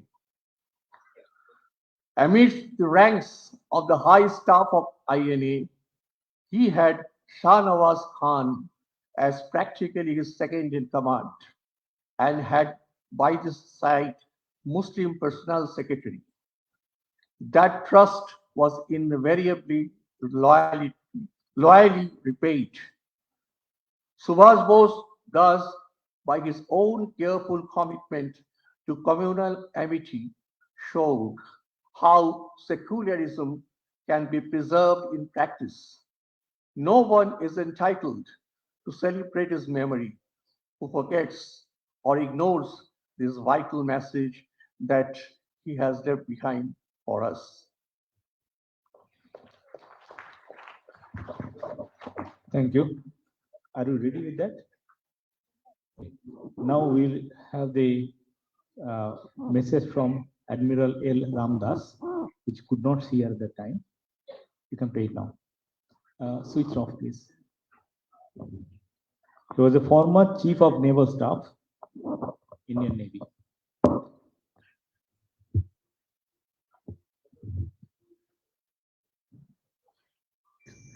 That the All India Committee of the Netaji Subhash Chandra Bose's 125th birth anniversary have been celebrating the memory of the legend of this great patriot and icon with such enthusiasm and diligence. We are living in critical times when the very structure of our constitution and our republic are being challenged as never before.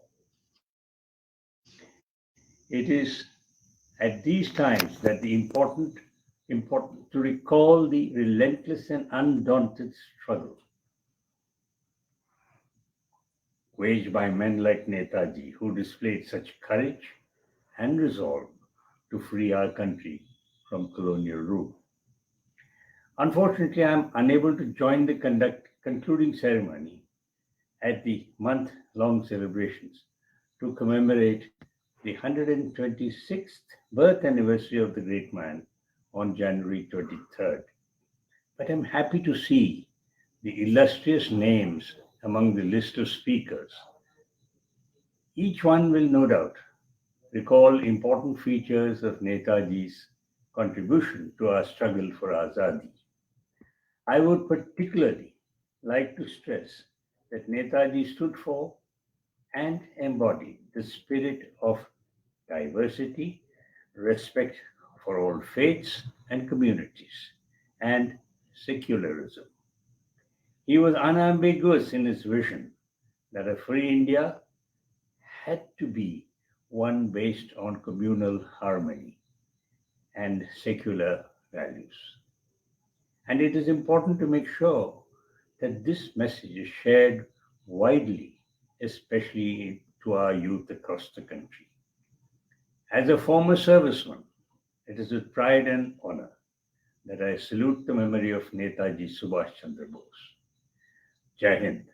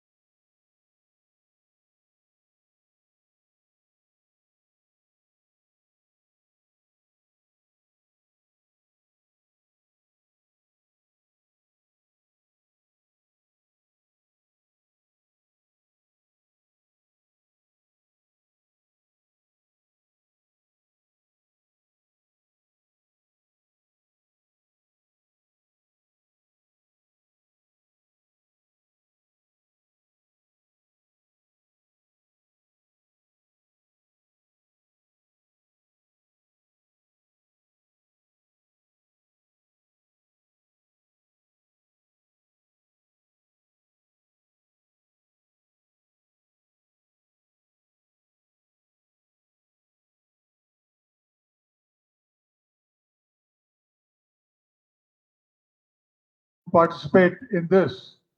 I willingly accepted because when I commanded a brigade in Manipur, it was at a place called the Palel Airfield, where the Nehru Brigade of the Indian National Army operated.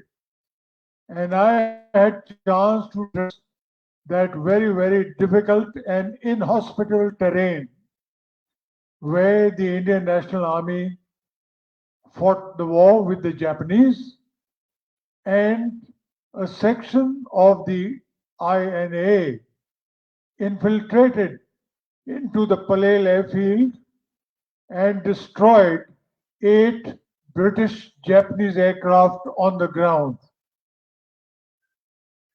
Netaji could not compromise on the winning of independence by any means. He did not give up the idea of independence only by peaceful satyagraha. And that is why my original reading of the Indian National Army by British authors was always very critical of their achievements, principally because Netaji was a threat to British imperialism in India. I do want to thank the organizers of Netaji Subhash Chandra Bose 125th anniversary organizing committee for giving me the honor of speaking to this gathering. Now, we all know that Netaji spent 2 years in Germany from 1941 to 43. That is when he set up the Free India Center and formed the Free India Legion, comprising of 3,000 ex-servicemen who had been captured by the Germans in North Africa. So that was the birth of the movement launched by Netaji. Subsequently, Netaji realized that the Japanese would be more effective partners, and their response to him for the aspirations of free India. And that is why he moved to the northeast, that means to Singapore, and then came on to Burma, now Myanmar. He decided to organize the Azad Hind Fauj, basically from captured prisoners of war by the Japanese. These people were prepared to join Netaji in his thrust towards India. The British felt that this attempt by Netaji would compromise or would win away the loyalty of Indian servicemen serving in the British Army, of which a large number of my family members were a part. The INA was raised from servicemen as well as civilians. There were large number of civilians from Singapore and other territories who volunteered to serve in the Indian National Army. Now the Japanese offensive through Burma into Imphal or into Myanmar, the aim was to capture the principal airfields based at Imphal and Palel, now renamed Kakching. I have already mentioned the success of the Nehru Brigade in destroying the British aircraft on the ground in Palel. The British fought very hard to defend these two airfields and to defend Imphal from falling, because that would open the gateway to Dimapur and the complete capture of Assam and Northeast India. So they fought very, very hard to prevent this. They had superiority of air, superiority of armor, superiority of tank, of artillery, and that is why the Japanese offensive with the INA division in support could not succeed, and that is why these had to be withdrawn back through Burma and on to Singapore. After the defeat at Imphal, Japanese General Kawabe told Netaji that he had been ordered to withdraw his forces. Netaji resolved that the remnants of the INA would continue fighting valiantly. They did, but unfortunately, they were no match for the superior British forces. Netaji observed a strict divide between religion and politics. That was very apparent in the way he organized and carried out operations of the Indian National Army. There were elements of all religious groups in the Indian National Army. He was convinced that the INA would comprise of Hindus, Muslims, Christians, Sikhs and Buddhists. That means the 5 fingers of the hand. And he realized if these could be made into one fist, the fist could deliver a very powerful message. And if even one finger did not participate or was injured, the male fist would lose its potency. This was the way Netaji thought about participation of all religious groups in the Indian National Army and into Free India.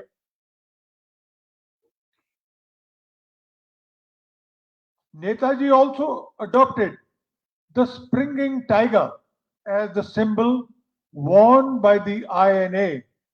The springing tiger was the symbol, of the tiger of Mysore Tipu Sultan. 15,500 Indian troops of the INA participated in the operations in Burma. British intelligence, of course, had nothing complimentary to say about the Indian National Army because they felt that this was a catalyst for the Indians to rise in revolt against the British imperialism in India. Of course, after the withdrawal from Myanmar, Burma, Netaji moved to Singapore, and after its capture again by the British, attempted to move to Manchuria, where he felt that even if the Japanese were defeated, he would take the help of the Russians in fighting for India's independence. I would say that the INA or the Azad Hind Fauj played a stellar role in winning India's independence from the British. The Viceroy, Lord Wavell, in a note of 1946 wrote, I quote, "It would not be wise to try the Indian army too highly or to use the Indian army too highly in suppression its own people." Now, this was a clear message to the British that they needed to let go and grant independence to India. The operations of the INA also were a catalyst for the Indian naval mutiny and the signals mutiny later on in India. These were very, very clear signals to the British to let go of the colony. Netaji's ideology cannot be appropriated by any organization now because he stood for secularism, democracy, socialism, and freedom of politics from religion. He was above religion, caste, creed, and other small things which we hear so often about. So, ladies and gentlemen, the message of Netaji was clear. Religion has no part in politics. Fortunately, the army in which I served, religion was never a part of it. Our religion was the uniform we wore, and that was clear to everybody. Thank you very much. Jai Hind.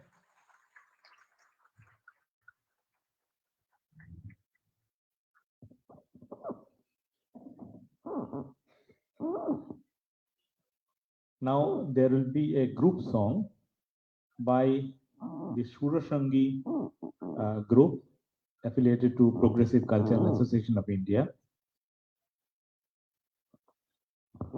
Please come. A group song by Shurashangi group. While they prepare, let me inform you that a large number of people are gathered outside who could not enter the hall. They are watching the program through a television screen, and so those who are present here, if you have any chance of any, if you are feeling comfortable, you might possibly give them some place here by going out and asking somebody to come in. But many people are now outside watching it through a large screen television. Now the group song.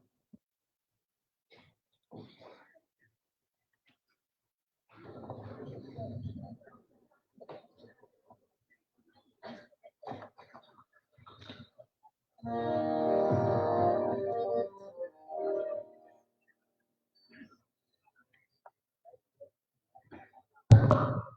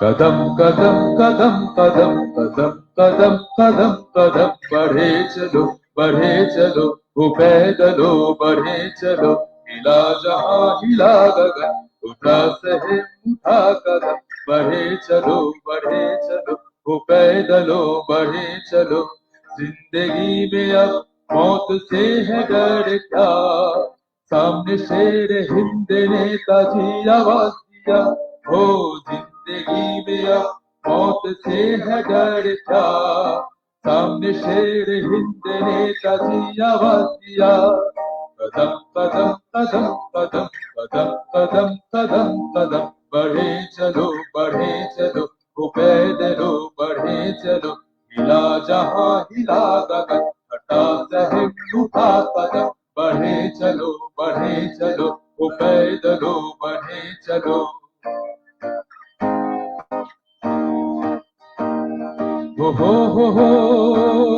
हो पैदलो चलो चलो दिल्ली चलो उस दिल्ली की दौलतों की परतों में है बेईमानी बेकारों की लाचारों की छुपी है परेशानी उस दिल्ली की दौलतों की परतों में है बेईमानी बेकारों की लाचारों की छुपी है परेशानी मतों वाली दिल्ली शाही को पैर उठाओ बेइंसाफी को रोकने अपना सर उठाओ हिम्मत वही अमन वही ताकत वही हिम्मत वही बढ़े चलो वो पैदलो बढ़े चलो जिंदगी में अब मौत से है डर क्या सामने शेर हिंद नेताजी आवाज दिया हो जिंदगी में अब मौत से है डर क्या सामने शेर हिंद नेताजी आवाज दिया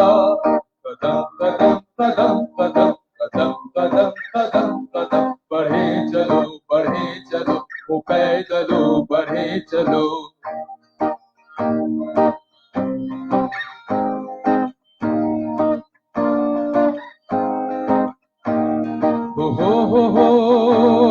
हो पैदलो जमाने को बदल डालो गुलामी के जमाने के चारों ओर है हाहाकार उठा नंगा उठा सहारा है बेकरार गुलामी के जमाने के चारों ओर है हाहाकार उठा नंगा उठा सहारा है बेकरार गुलामी के जमाने को दूर हटाओ बेजारों से जालिम के तख्त तोड़ हटाओ शोषण खत्म आजाद वतन तेरी कसम मेरी कसम बढ़े चलो वो पैदलो बढ़े चलो जिंदगी में अब मौत से है डर क्या सामने शेर हिंद नेताजी आवाज दिया हो जिंदगी में अब मौत से है डर क्या सामने शेर हिंद नेताजी आवाज दिया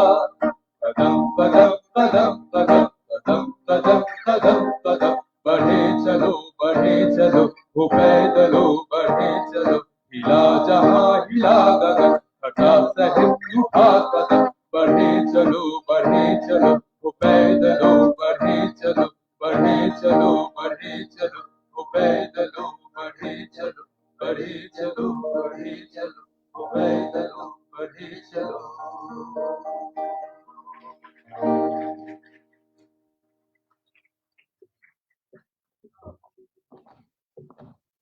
Thank you. You may have noticed the songs that have been presented here so far. These are all new songs written on the occasion of the 125th year of observance of Netaji's birth anniversary, written by the activists of Progressive Cultural Association of India. Now I request Barrister Bimal Chatterjee to say a few words.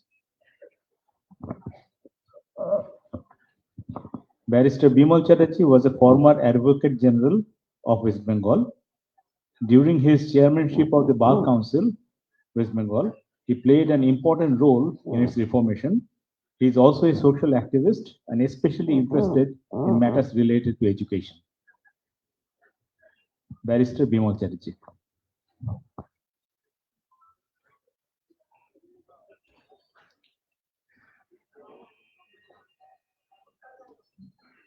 Mr. President, sir, I have an apology because I wish to speak in Bengali. So those who are not that conversant with Bengali, I have an apology towards them. Please do forgive me.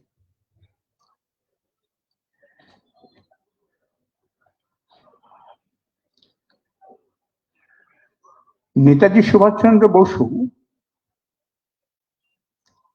Indian national কংগ্রেসের তখনকার দিনে যারা নেতৃত্বে ছিলেন তাদের কাছে একজন অস্থির চিত্তের মানুষ বলে পরিচিত ছিলেন। তিনি ছিলেন অস্থির। তার কারণ হচ্ছে কি,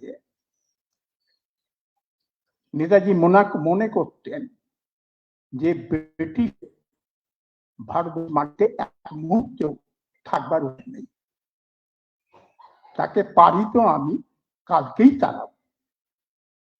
এই মানসিকতায় ছিল নেতাজি সুভাষচন্দ্র বসু। আমি দু চারটে উদ্ধৃতি করব এবং সেটা ইংরেজিতেই উদ্ধৃতি করব, সেখান থেকে সেগুলো ধরা পড়বে। বিশেষ করে নেতাজি সুভাষচন্দ্র বসুর জন্ম 1897 সালে, আর তার অন্তর্ধান যদি মৃত্যু না বলি হচ্ছে গিয়ে 1945 সালে। তাহলে মোট তার জীবদ্দশা হচ্ছে 48 বছরের। 1897 সাল থেকে শুরু করে 1921 সাল পর্যন্ত তিনি নিজেকে শিক্ষা দীক্ষায় তৈরি করেছেন। 1921 সালের তিনি আইসিএস পরীক্ষাতে উত্তীর্ণ হওয়ার পরেও সেই চাকরি না নিয়ে দেশে ফিরে আসে। তাহলে 48 বছর থেকে যদি আমি 21 বছর বাদ দিই, তাহলে থাকে হচ্ছে গিয়ে কত, 24 বছর বোধহয়, 27 বছর। 27 বছরের মধ্যে উনি 1921 থেকে 25 পর্যন্ত দেশবন্ধু চিত্তরঞ্জনের সঙ্গে ছিলেন। দেশবন্ধু চিত্তরঞ্জনকে উনি ওনার নেতা হিসেবে, দীক্ষাগুরু হিসেবে মেনে নিয়েছিলেন অবশ্য। তাহলে 4 বছর, 21 থেকে 25-এ দেশবন্ধু চিত্তরঞ্জনের মৃত্যু হয়। তাহলে 4 বছর তিনি স্বকীয়তা দেখাবার মতো কোনো সুযোগ পাননি বা করেননি বা নেননি। 1925 সালের পর থেকে তার কর্মজীবন শুরু হয়।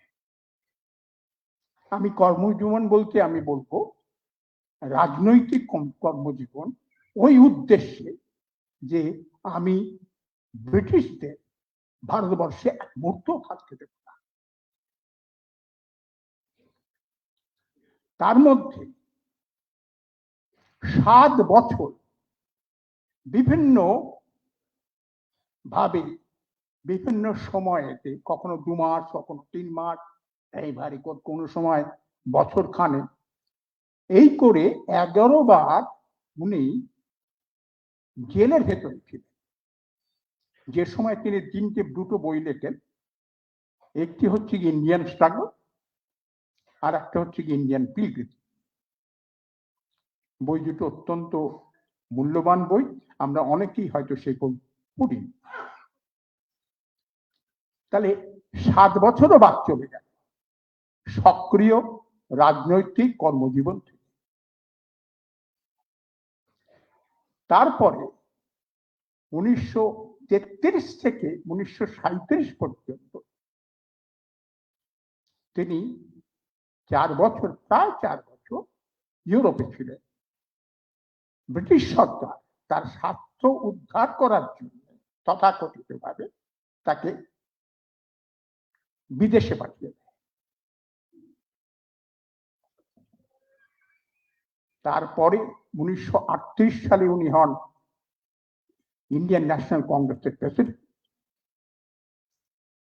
39 সালে তিনি আবার নির্বাচিত হন, কিন্তু তারপরে অনেক গন্ডগোল হলো, সে কথার মধ্যে আমি জানি। আপনারা যদি বিচার করে দেখেন তাহলে দেখবেন মোটামুটি 19 বছর তার জীবনে সক্রিয়ভাবে রাজনীতি তিনি করতে পেরেছেন ভারতবর্ষের মধ্যে। ভারতবর্ষের বাইরে 1941 থেকে 45 বাদ দিই, 1933 থেকে 1937 বাদ দিই। এই অবস্থাতে একটা মানুষ, যে মানুষ বলছে যে ব্রিটিশকে আমি এক মুহূর্ত এই পৃথিবীতে থাকতে দেব না, মানে ভারতবর্ষের মাটিতে থাকতে দেব না, তাদের কোনো অধিকার নেই, সে অস্থির হবে না? তাকে যখন অস্থির বলা হতো বা বলতো, গান্ধীজিও বলতেন, আমার মনে হয় সেটা খুব সঠিক ছিল না। আমি ব্যক্তিগতভাবে অর্থনীতির ছাত্র, বেসিক কলকাতা শহরের ভালো কলেজে পড়েছি, কলকাতা ইউনিভার্সিটিতে পড়েছি, অর্থনীতি নিয়েই পড়েছি। আমি কলেজে কখনো আমি আমাদের মাস্টারমশাইদের বলতে শুনিনি যে এই যে আমরা যে পঞ্চবার্ষিকী পরিকল্পনা করছি, এই পঞ্চবার্ষিকী পরিকল্পনা মূল কথা, প্রথম কথা স্বাধীনতা সংগ্রামের অনেক আগেই, স্বাধীনতার অনেক আগে নেতাজি বলে গেছে। আমি যথেষ্ট সুনাম যুক্ত যারা অধ্যাপক ছিলেন আমার জীবনে আমি পেয়েছি অর্থনীতিতে, তাদের কারোর মুখে আমি শুনতে পাইনি যে নেতাজি অর্থনীতির কথা বলেছে। না শুনেছি কলেজে, না শুনেছি বিশ্ববিদ্যালয়ে। অথচ আমরা যথেষ্ট সুনামধারী শিক্ষকগণের কাছে শিক্ষা লাভ করেছি অর্থনীতি। কিন্তু আপনাদের কাছে আমি হলফ করে বলতে পারি, আমার যতটুকু লেখাপড়া জানে, যারা এখানে ইতিহাসবিদ আছে তারা হয়তো আরো ভালো জানবেন,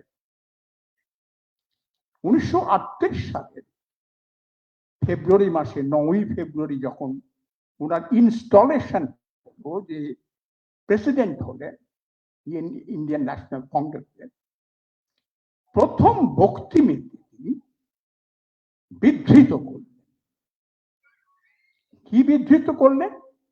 সেটা হচ্ছে গিয়ে ভারতবর্ষকে কি করে আমি রিকনস্ট্রাক্ট,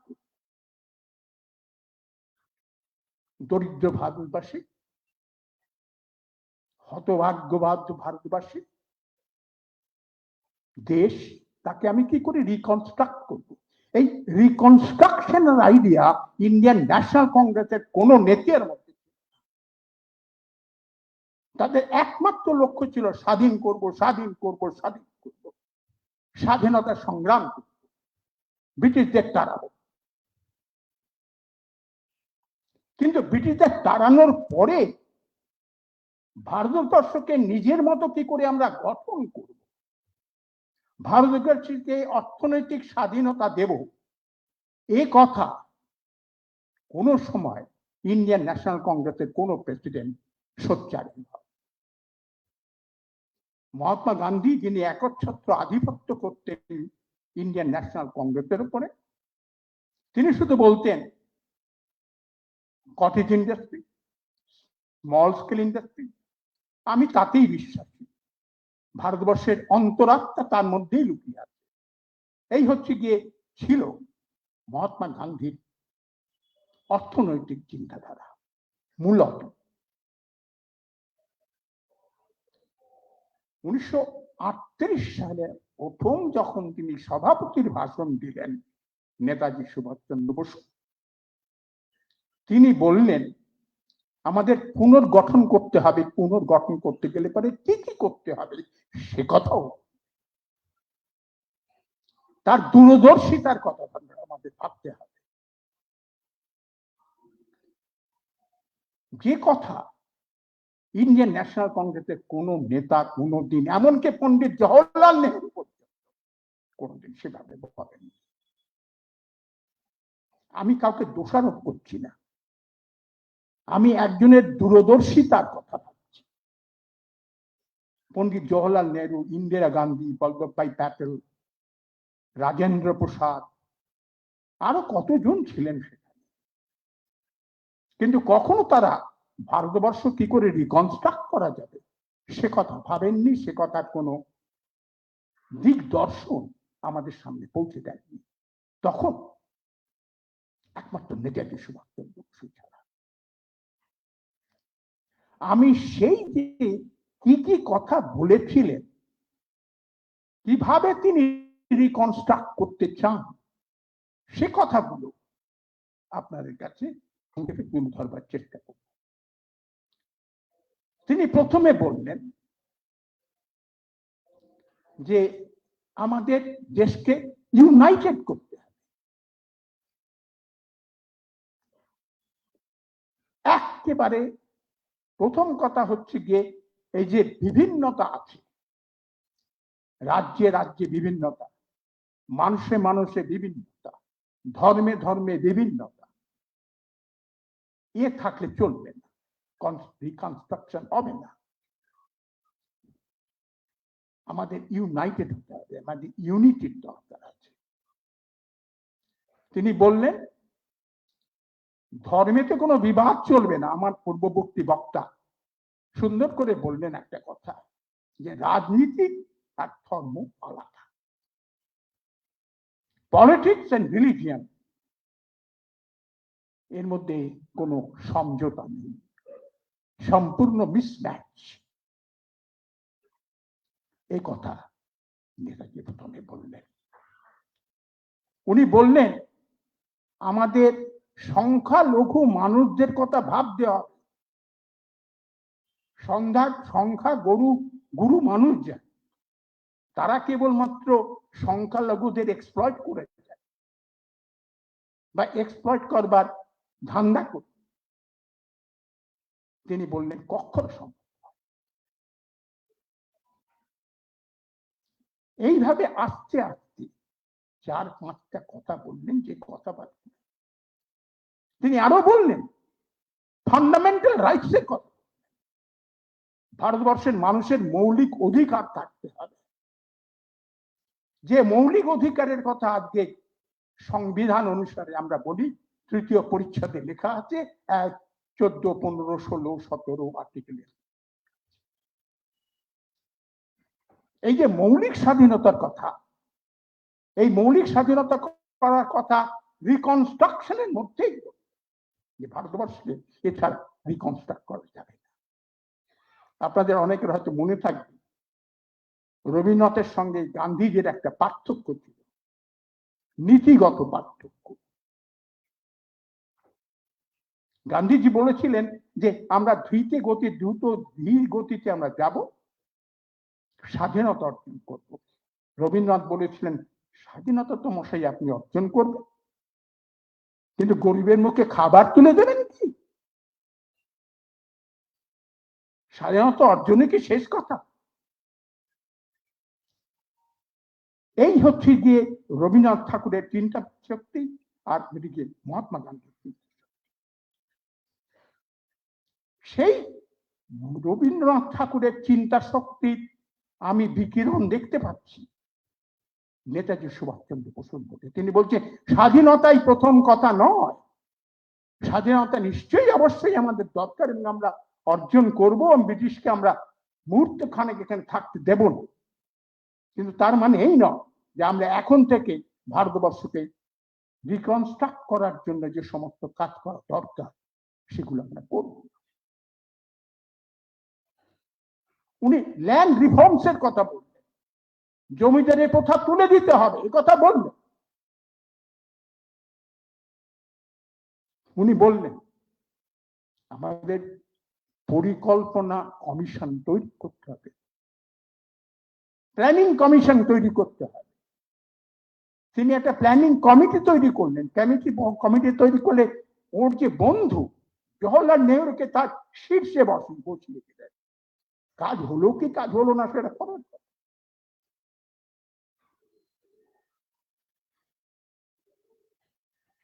তিনি বললেন সোশ্যালিজমকে আনতে হবে,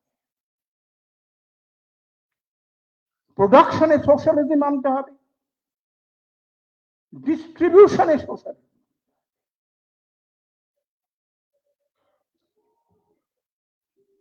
এইভাবে আস্তে আস্তে প্রতিটি তিনি বললেন যে বিদেশি ব্যবসা শুরু করতে হবে।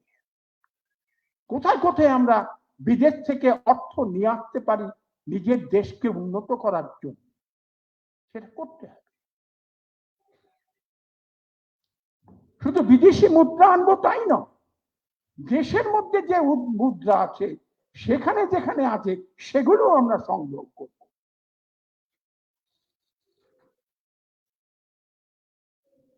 ইন্ডাস্ট্রিয়ালাইজেশনের প্রয়োজন আছে, যেখানে তার মতের সঙ্গে মহাত্মা গান্ধীর মতের বিরোধ। মহাত্মা গান্ধী কখনো ইন্ডাস্ট্রিয়ালাইজেশনের কথা বলেননি, বলতেনও না। তিনি চরখার কথা বলতেন, সুতো কাটার কথা বলতেন। কিন্তু নেতাজি প্রথম যিনি বললেন শিল্প ছাড়া আমাদের দেশের উন্নতি হবে না, সাধারণ মানুষের মুখে অন্ন দেওয়া যাবে না, ইরাডিকেশন অফ পভার্টি বললেন। আর শিল্পকে,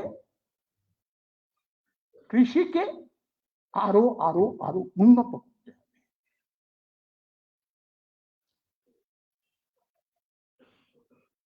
সেই উন্নতি করার ক্ষেত্রে যা যা প্রয়োজন তার বিশদ ভাবে তিনি তার ওই 9ই ফেব্রুয়ারি 1938 সালে প্রথম সভাপতির ভাষণে বিধৃত করলেন। এমনকি কখনো কখনো উনি নেহরুকে পর্যন্ত গালমন্দ দিয়েছেন। নেহরুকে বলেছে যে মাঝে মাঝে তোমাকে মনে হয় যে তুমি তোমার মন স্থির করতে পারো না, তাতে আমাদের একটা ধারণা হয় যে তুমি অত্যন্ত অনিশ্চিত মানুষ।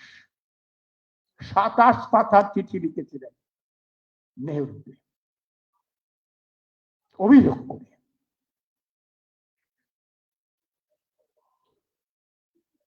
এই যে মানুষটির এই যে অর্থনৈতিক পরিকল্পনা, এবং সেটা 1938 সালে, তারপরে স্বাধীনতার পরে আমরা পঞ্চবার্ষিকী পরিকল্পনা শুরু করি।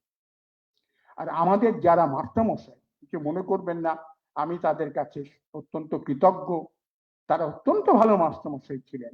কিন্তু কোন মাস্টারমশাইয়ের কাছে আমি এ কথা শুনতে পারিনি যে জানো ভাই এই পঞ্চবার্ষিকী পরিকল্পনার কথা প্রথম উদ্গাতা হচ্ছেন যে আমাদের নেতাজি সুভাষচন্দ্র বোস। অম্লান দত্ত বলেননি, সত্যেন সেন বলেননি, ভবতোষ দত্ত বলেননি, ধীরেশ ভট্টাচার্য বলেননি। আমি কারোর মুখে আমি অভিযোগ করছি না, তারা ইতিহাসের ছাত্র নয় বলে হয়তো তারা বলেনি, কিন্তু যদি তারা একটু পাতা উল্টা একটু পেছনে যেতেন কয়েক বছর মাত্র, তাহলে ধরা পড়ে যেত যে এই পঞ্চবার্ষিকী পরিকল্পনার পেছনে কার মাথা কাজ করেছে।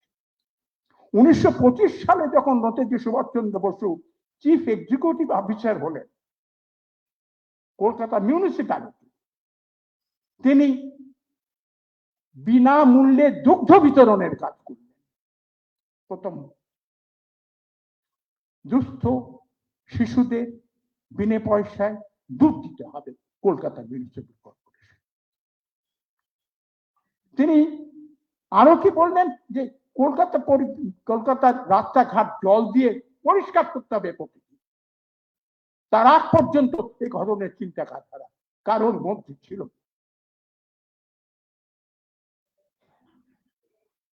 কি সামান্য, অনেকে বলে গেছেন তার বীরত্বের কথা, পরিকল্পনার কথা, কিন্তু সেই বীরত্ব ছাড়া তার যে এই ভারতবর্ষ পুনর্গঠন করবার যে একটা পরিকল্পনা, এই পরিকল্পনাটা আমরা কারোর কাছ থেকে শুনতে পাইনি। তাই নেতাজি সুভাষচন্দ্র বসুকে জানতে গেলে পরে আমাদের আরো বেশি করে আরো পড়তে হবে, আরো জানতে হবে। আমি দু চারটে কথা বলে আমি আমার বক্তব্য শেষ করব, কারণ আমার যে আর কি ডক্টর সামন্ত বলেছেন মশাই দেখুন 15 মিনিটের বেশি বলবেন। আমি জানি না 15 মিনিট হয়েছে কিনা জানি না, যদি হয়ে থাকে আপনারা মাফ করবেন, কিন্তু আমি না বলা ধৃষ্টতা আমি রাখতে পারছি না, কারণ আমি এই ব্যাপারগুলো আপনাদের সামনে উপস্থাপন করবার সুযোগ পেয়েছি এই উপচে পড়া মানুষজনের কাছে। এরকম হলে আমি কোনো সময় দেখিনি যে এমন উপচে পড়া।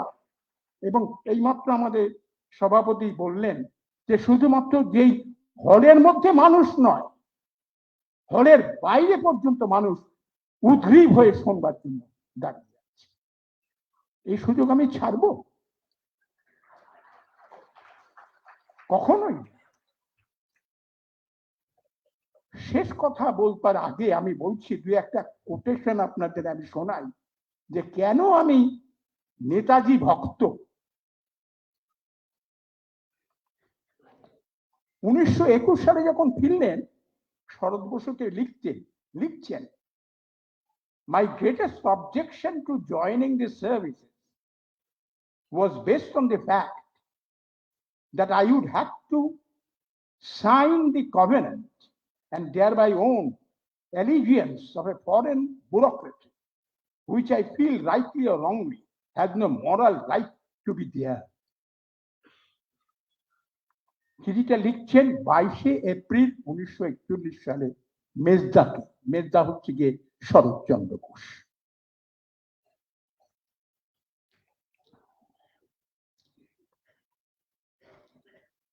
প্রেমিক নেতাজির কথা বলি, উনি প্রেম করেছিলেন, ভীষণ ভাবে প্রেম করেছিলেন। মার্চ মাসের 1936 সালের মার্চ মাসেতে অনিতাকে লিখছেন, My darling, even the iceberg sometimes melts, and so it is with me now. I can no longer restrain myself from penning these few lines to convey my deep love for you. দেড় পাতা চিঠির থেকে আমি 4টে line দিয়েছি। আপনারা যদি উৎসাহী হন ওনার চিঠিটা পড়ে দেখবেন যে এত প্রেম আমরা করিনি।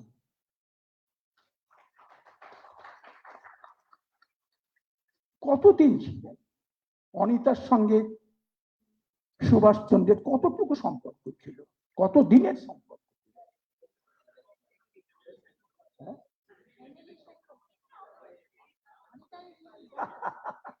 I'm sorry. Thanks for the correction. Emily ঠিক জায়গায় ধরেছি, ভুল বলা যাবে না।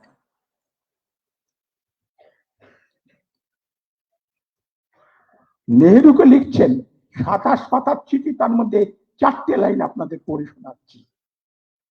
When a crisis comes, you often do not succeed in making up your mind one way or the other, with the result that to the public you appear as if you are riding two horses. এই অভিযোগ করেছিলেন 27 পাতার চিঠির থেকে। আমি শুধু 4টে line আপনাদের শুনে। আর যারা এখানে যারা ইতিহাসবিদ আছেন তাদের কাছে আমার একটা ছোট্ট অনুরোধ। আমার কাছে খবর আছে, আমার লেখাপড়ার মধ্যে পড়ে যে 1956 সালে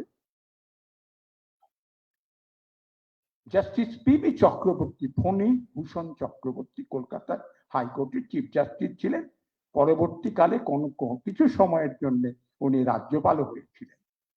উনি অধ্যাপক ছিলেন জজ হবার আগে। ফণীভূষণ চক্রবর্তীকে অ্যাটলি দিচ্ছেন to remind the persons who are conversant with the birotto of Netaji Subhash Chandra Bose. Netaji, within quotation I am reading out, Netaji, not Gandhi, got India freedom. We granted India freedom, fearing the erosion of loyalty to British crown among Indian army and navy personnel as a result of military activities of Subhash Chandra Bose. দেখুন কি লিখছে, একই লিখছে, Netaji, not Gandhi, got India freedom. আমি গান্ধীজিকে ছোট করছি না, কিন্তু একটা মানুষ কত বড় হতে পারে তার সংক্ষিপ্ত 48 বছরের জীবনেতে। আর 48 বছরের জীবনেতে আমাদের প্রেসিডেন্ট সাহেব বলেছে যে সবকিছু বাদ দিলে পরে 27 বছর দাঁড়ায়। এই সবকিছুর মধ্যে 27 বছরও দাঁড়ায় না, ওই ভাগটাক দিয়ে আমি লক্ষ্য করে দেখেছি 19 বছর দাঁড়ায়। এই 19 বছরের মধ্যে এই ভদ্রলোক, যে ভদ্রলোকের কথা আজকে আমরা স্মরণ করছি 126তম জন্মতিথিতে, সেই ভদ্রলোকের ক্রিয়া করে তাকে আমরা নমস্কার করব না? তাকে আমরা বছরের পর বছর স্মরণ করব না?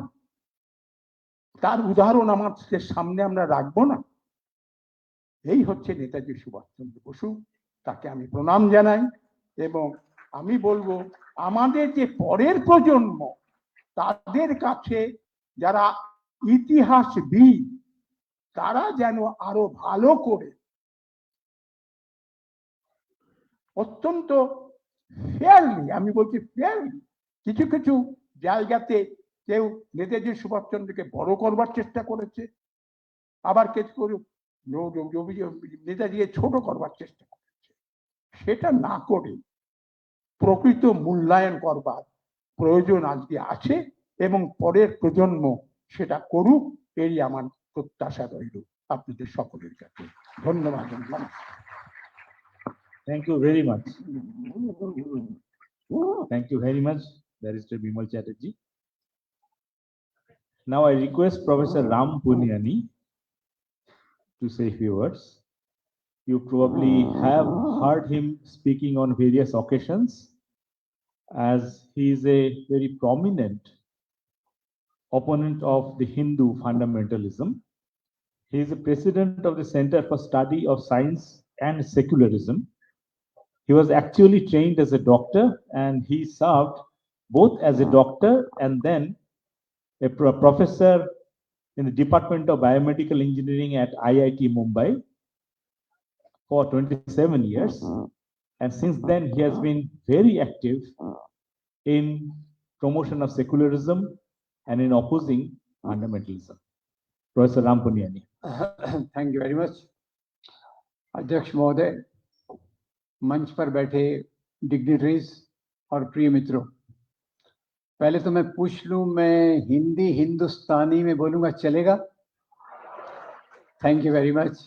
अभी हम बात कर रहे थे, नेताजी भी चाहते थे कि देश के लिए एक ऐसी भाषा हो जो मिली जुली हो और ज्यादा लोगों तक पहुंच सके। खैर मेरी सीमितता है, बंगाली थोड़ी सी समझती है, अंग्रेजी समझती है, हिंदी भी समझती है, तो इसलिए मैं हिंदी में ही बात करूंगा। और पहले तो बहुत धन्यवाद आपका। धन्यवाद दो कारणों के लिए। एक तो आपने ये कार्यक्रम का आयोजन किया जो बहुत जरूरी था, और दूसरा इसके लिए कि मुझे इस योग्य समझा कि मैं भी आकर यहाँ अपनी भावनाओं को व्यक्त कर सकूं। ये दोनों चीजों के लिए आपका बहुत बहुत धन्यवाद।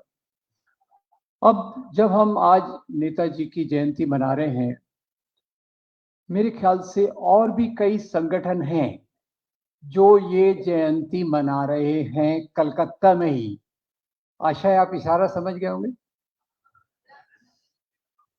सवाल ये है कि नेताजी जयंती मनाने का मतलब क्या है। मतलब केवल उनके फोटो पर हार चढ़ाना नहीं है। मेरी समझ है कि उनकी जयंती मनाने का मतलब है उनके मूल्यों को याद करें और आज के संदर्भ में अपने जीवन पे लाकर समाज में लागू करने की कोशिश करें। ये मेरे होता है उनकी जयंती मनाने का। कुछ आपसे सवाल करूंगा, बुरा मत मानिएगा।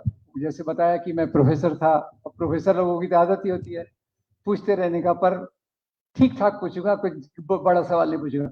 ये बताइए, आज अगर नेताजी होते तो क्या वो मंदिर के मुद्दे का समर्थन करते? नहीं करते। आज नेताजी होते तो गाय के नाम पर 100 लोगों की लिंचिंग करने का समर्थन करते? आज अगर नेताजी होते तो धर्म के इस्तेमाल को राजनीति का वो समर्थन करते? तो ये हमारा मुख्य सवाल है। नेताजी के दो मुख्य उद्देश्य मुझे समझे हैं।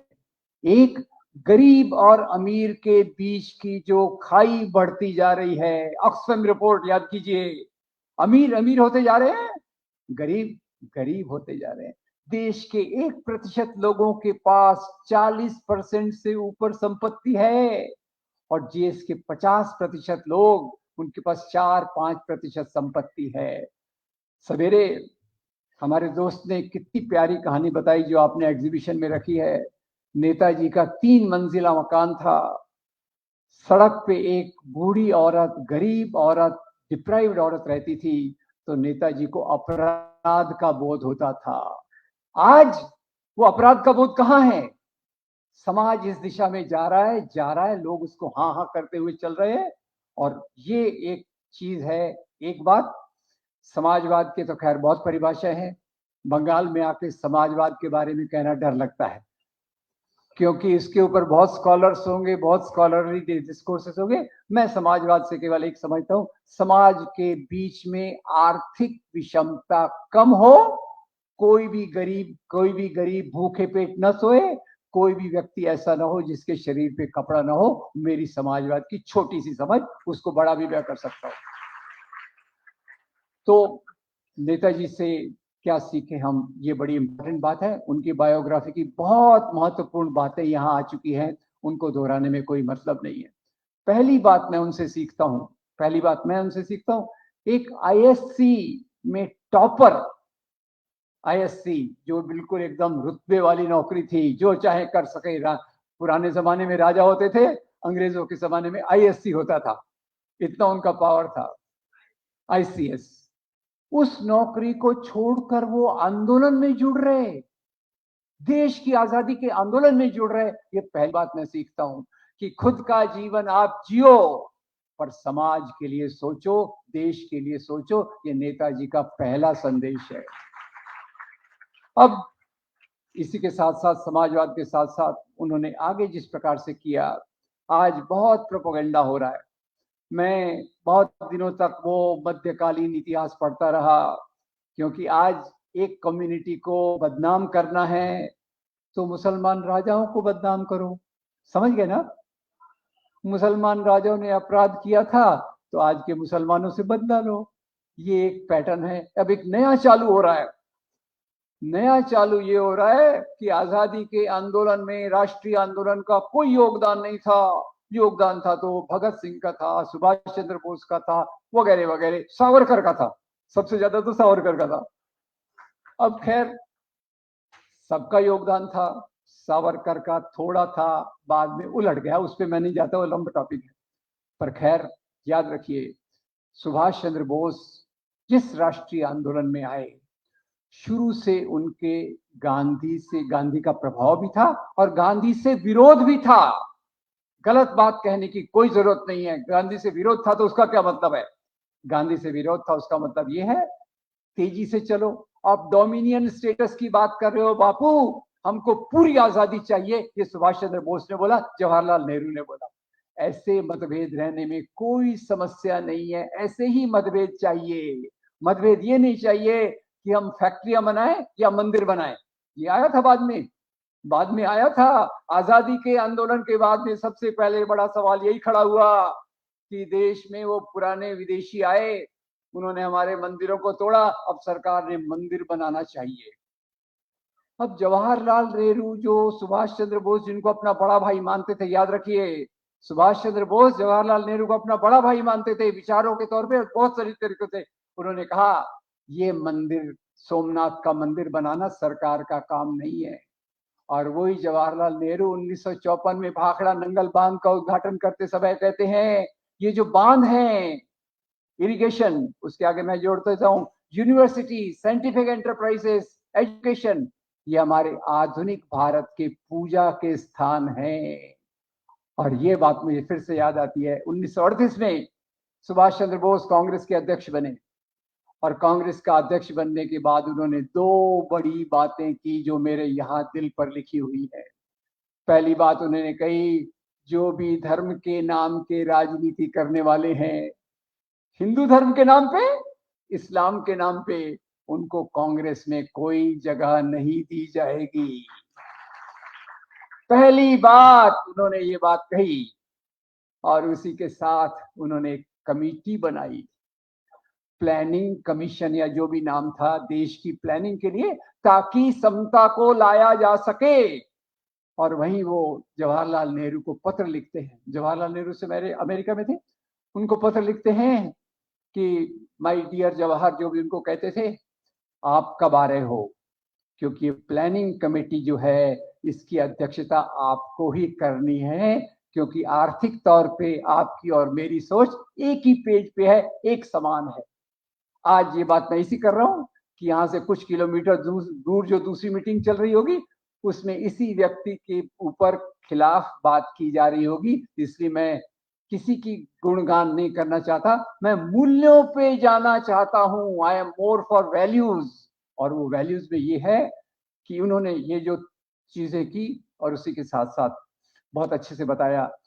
आजाद हिंद फौज बनाई, उसमें तीन बड़े उनके नेता थे, तीन बड़े उनके जो सेनापति थे, एक का नाम था ढिल्लो, दूसरे सहगल और तीसरे शाहनवाज। ख्याल कीजिए, ढिल्लो सरदार है, सहगल हिंदू है और शाहनवाज मुसलमान है। इस प्रकार की एकता की बात उस समय नेताजी ही कर सकते थे। और उससे भी ऊपर जाकर देखिए, उन्होंने शायद, मैं तो ज्यादा मिलिट्री हिस्ट्री जानता नहीं हूँ, जनरल साहब बैठे हैं, मैं कुछ गलत भी बोल दूं तो माफ कर दीजिएगा, शायद एक आर्मी में औरतों की रेजिमेंट हो, औरतें केवल नर्सिंग ही न करें, कॉम्बैट में भी आ सके, औरतें भी बराबरी का दर्जा लें, ये बात भी उनके दिल में कितनी गहरी होगी, इसको आप सोच लीजिए। और ये मैं इसलिए कह रहा हूं कि आज जो राजनीति अपना सिर उठा रही है, जो राजनीति अपना सिर उठा रही है, वो स्त्रियों पर भी एक प्रकार से नियंत्रण का काम कर रही है। ज्यादा विस्तार में मैं नहीं जाना चाहता, पर आपने सुना होगा वो कुछ नौजवानों को, मुसलमान नौजवानों को मारा पीटा जाता है लव जिहाद के नाम पे। लव जिहाद में कहां से ले आए आप?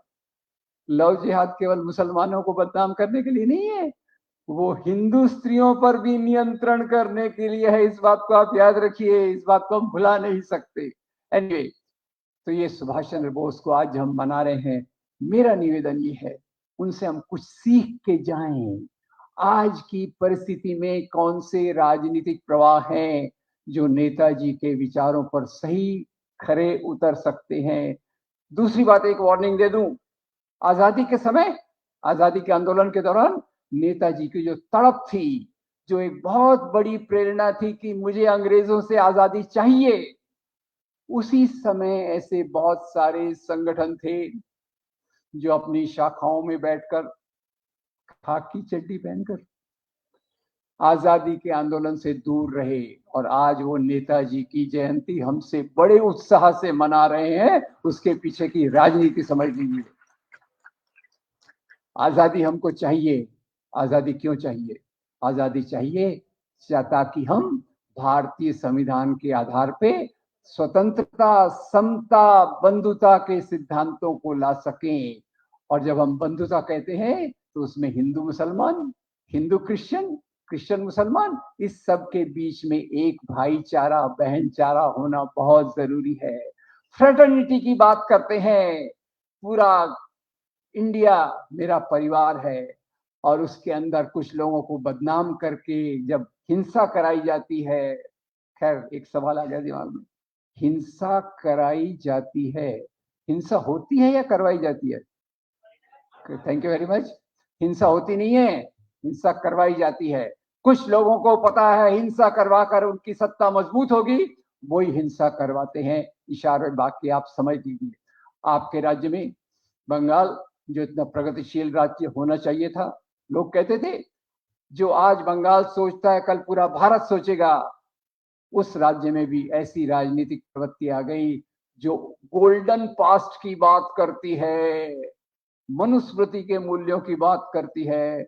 और उसी राज्य में ऐसे लोग भी ज्यादा सक्रिय हुए जिन्होंने सुनहरा भविष्य बनाने की बात की। और सुनहरे भविष्य के बनाने की बात करने वालों में जहां हम सुभाष चंद्र बोस को याद रखते हैं, उसी जगह पे गुरु रविन्द्रनाथ टैगोर को भी याद रखना चाहिए, जिन्होंने कहा था राष्ट्रवाद अगर संकीर्ण हो गया, if nationalism becomes sectarian and narrow, that will be the most dangerous thing। और हम उसी खतरे से जूझ रहे हैं।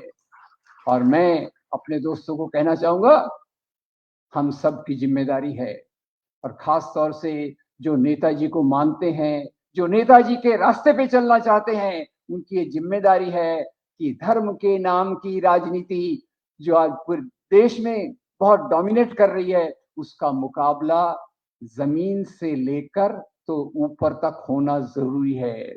इसलिए सीखने की बात तीन है। एक, सामाजिक धरातल पर आज जो नफरत फैल गई है, नफरत ये किसी देश की प्रगति को आगे नहीं ले जा सकती। याद रखिए, श्रीलंका, आपको याद है, आजकल मैं श्रीलंका, पाकिस्तान, भारत का उदाहरण देता हूं। श्रीलंका, बुद्ध धर्म सिंहला के नाम पे हिंदुओं, तमिलों के खिलाफ नफरत फैलाई गई। और आपको पता है आज श्रीलंका का क्या हाल है। आर्थिक व्यवस्था टूट गई है, लोग भूख से तड़प रहे हैं, विद्रोह कर रहे हैं। श्रीलंका, धर्म जहां भी राजनीति में आता है वो देश तरक्की नहीं कर सकता। और यही बात मैं पिछले 8 साल से देख रहा हूं। पिछले 8 साल से देख रहा हूं, जीडीपी गिर रही है, एक्सपोर्ट्स गिर रहे हैं, अनएम्प्लॉयमेंट बढ़ रहा है, किसानों की आत्महत्याएं बढ़ रही हैं। मेरा एक उसमें समझ यही है कि जब धर्म को दिल से हटाकर दिमाग में लाया जाता है, उसके आधार पर जब राजनीति होती है, समाज की प्रगति नहीं हो सकती। और उसमें याद रखिए, सुभाष चंद्र बोस जो एक महान हिंदू थे, याद रखिए, he was a great Hindu, but he never thought of politics in the name of Hinduism. तो आज उनकी 125वीं इस एनिवर्सरी पे हम कुछ संदेश लेके जाएंगे कि हमें ये समाज उस रास्ते पर लाना है जिसका सपना सुभाष चंद्र बोस ने देखा था। नंबर 1, समाज में नफरत फैलाई गई है धर्म के नाम पे, उसका विरोध करना है, उसके खिलाफ एक आंदोलन खड़ा करना है, और वो परंपरा को लाना है जहां हिंदू, मुसलमान, सिख, ईसाई कंधे से कंधा मिलाकर समाज की प्रगति में योगदान दें। समाज में इस प्रकार के संदेश को ले जाना किसी और की जिम्मेदारी नहीं है, हम सब की जिम्मेदारी है। अगर हम ये मानते हैं देश हम सबका है, तो ये जिम्मेदारी हम सब की है। नंबर 1, नंबर 2, जो भी देश में धर्म के नाम पे भावनात्मक मुद्दे उठाए जाते हैं, लव जिहाद, काऊ, अब काऊ पे तो एक ही छोटे किस्सा बता दूंगा, आई कांट रेजिस्ट दैट, बहुत मजेदार किस्सा है। वो बीच में आया था ना, गौ हमारी माता है, बीफ है, गौ माता, और उसमें 100 लोग मारे गए। मेरे को लगा भाई इनको तो गाय को बड़ा महत्व दे रहे हैं, तो बड़ा इंपॉर्टेंट है गाय इनके लिए। तो फिर मैंने वैदिक काल के बारे में स्वामी विवेकानंद जी का पढ़ा। स्वामी विवेकानंद जी क्या लिखते हैं? स्वामी जी लिखते हैं, वैदिक काल में बीफ खाया जाता था। मैं नहीं कह रहा, मेरे ऊपर कुछ लिंचिंग मेरी मत कीजिएगा। स्वामी जी लिख रहे हैं वैदिक काल में बीफ खाया जाता था। फिर देखा बीफ का मुद्दा देश भर में उठाया गया, पर केरल में नहीं उठाया गया, गोवा में नहीं उठाया गया, नॉर्थ ईस्ट में नहीं उठाया गया। तो मुझे समझ नहीं रहा था यार चक्कर क्या है। तो फॉर्चुनेटली एक किताब मेरे हाथ में आई, बायो, मैं थोड़ा बहुत पढ़ता लिखता रहता हूँ। वो किताब थी उसके, वो अपने प्रधानमंत्री थे ना जो कविता लिखते थे, हाँ वही वो थी उनकी ऑटोबायोग्राफी, वो बायोग्राफी थी, हार नहीं मानूंगा, विजय त्रिवेदी की। पढ़ रहा था, पेज 236 पे आया, तो पढ़ने को मिला एक बार अटल जी अमेरिका के दौरे पे गए थे और लेक्चर के बाद खाना खा रहे थे, खाने का आनंद ले रहे थे। तो उनके पड़ोसी ने कंधे पे थपथपाया, बोला अटल जी आप ये क्या कर रहे हो, आप जो खा रहे हो वो तो बीफ है। अटल जी हंस दिए, बोले बीफ है ना, इंडियन गाय का थोड़ी है, ये तो अमेरिकन गाय का है। Very good. अब दोस्तों, आज देश में जहां ये मुद्दे हमारी तरफ चल रहे हैं, नौजवानों की बेकारी बढ़ रही है। किसानों ने 1 साल तक आंदोलन किया, शाहीन बाग में मुसलमान औरतों ने बहादुरी से इतना लंबा आंदोलन किया। हम क्या करें कि हम नेताजी के सिद्धांतों को अपने दिल और दिमाग में रखें, वही रास्ता है उनको सच्ची श्रद्धांजलि देने का। Thank you very much.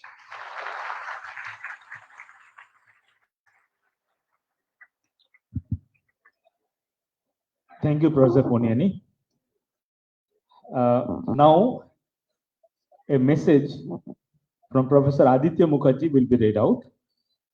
Professor Mukherjee is an eminent historian from Jawaharlal Nehru University, works on modern Indian history. His message will be read out by Mr. Prashant Kumar.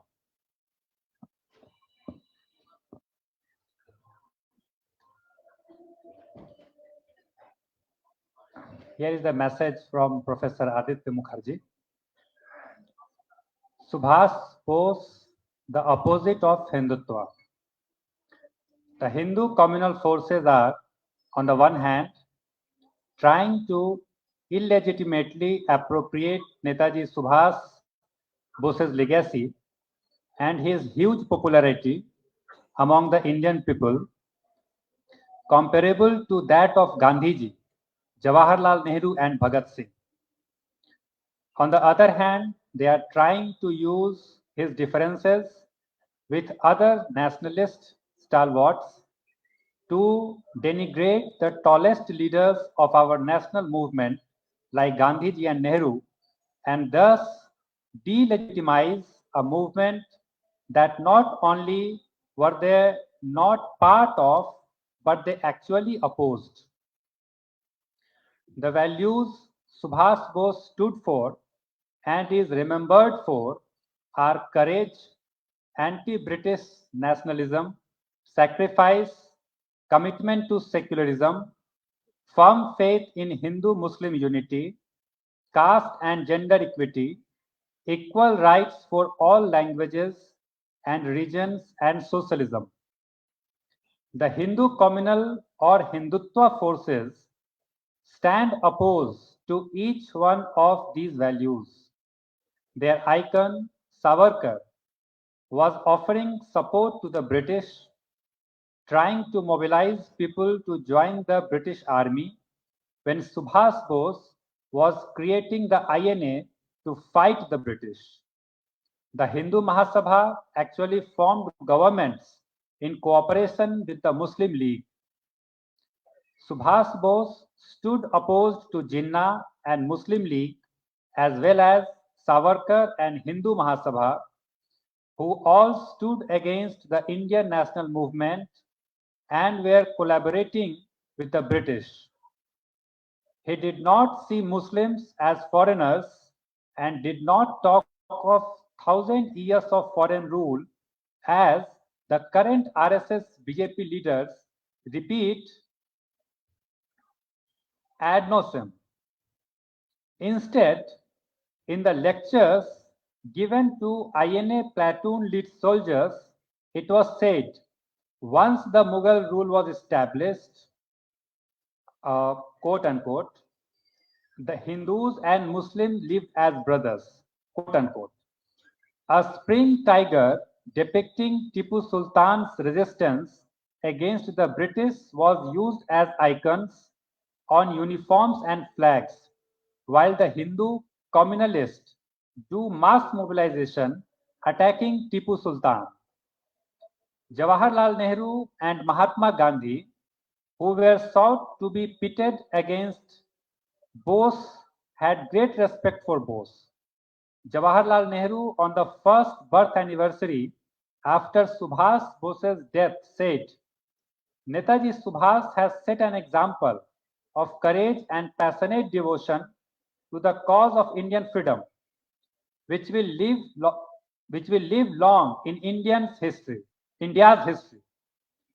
Equally important is the way in which he has demonstrated how to weld the different communities in a common unity.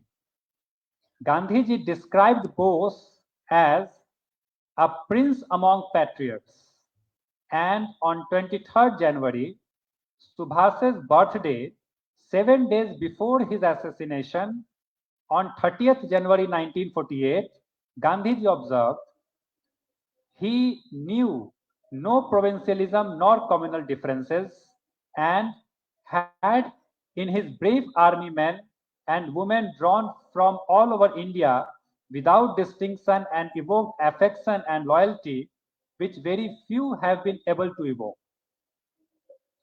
Bose, on his part, was the one who first called the Mahatma the father of the nation. Gandhiji's charkha was used as a symbol by the INA in their flags and uniforms. He named the brigades of the INA after Gandhi, Nehru, Maulana Azad, and Rani Jhansi. He told the INA soldiers that when they entered Indian territory, not he, but Gandhiji would be their commander-in-chief. Subhash Bose was an inspiration not only in India, but to all oppressed people struggling in other parts of the world. As Nelson Mandela reminded us on his first visit to India after his release from prison in 1990, your heroes of those days became our heroes. Netaji Subhash Chandra Bose was amongst the great persons of the world whom we black students regarded as being as much our leader as yours. Indeed, Netaji united all militant youth of all the colonially oppressed world. We followed with pride his great contributions as we did that of the Mahatma and Pandit Nehru. Such a man with such wide appeal cannot be appropriated by narrow sectarian communal forces who spread hate. The best tribute we can pay Netaji on his birthday is to firmly resolve to courageously fight the divisive, hateful, anti-national forces which are threatening the very existence of our country as it was imagined by Subhash Bose and other freedom fighters. Professor Aditya Mukherjee.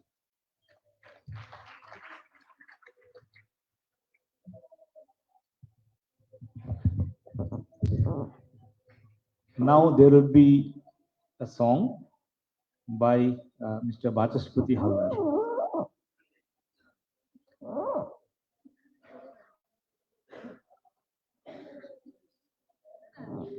In the meantime, let me announce that Some books by Professor Ram Puniani are available in the bookstore outside. So if anybody wants to collect them, they can.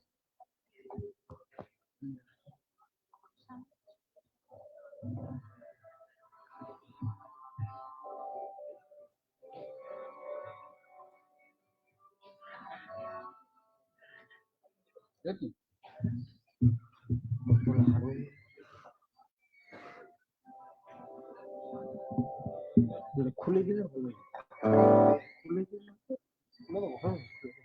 স্ট্যান্ডে করবে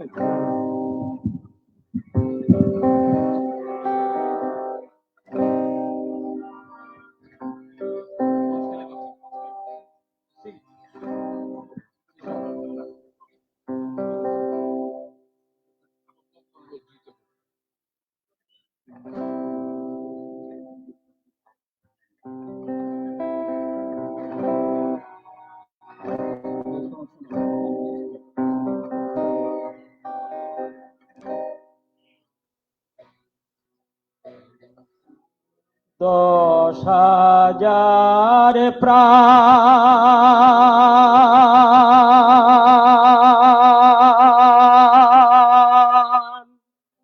আমি যদি পেতাম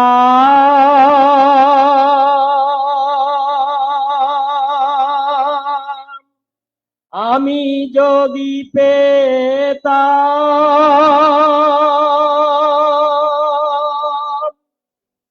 তবে ফিরিঙ্গি বনিকে গৌরব রবি অতল জলে ডুবিয়ে দিতাম 10,000 প্রাণে আমি যদি পেতাম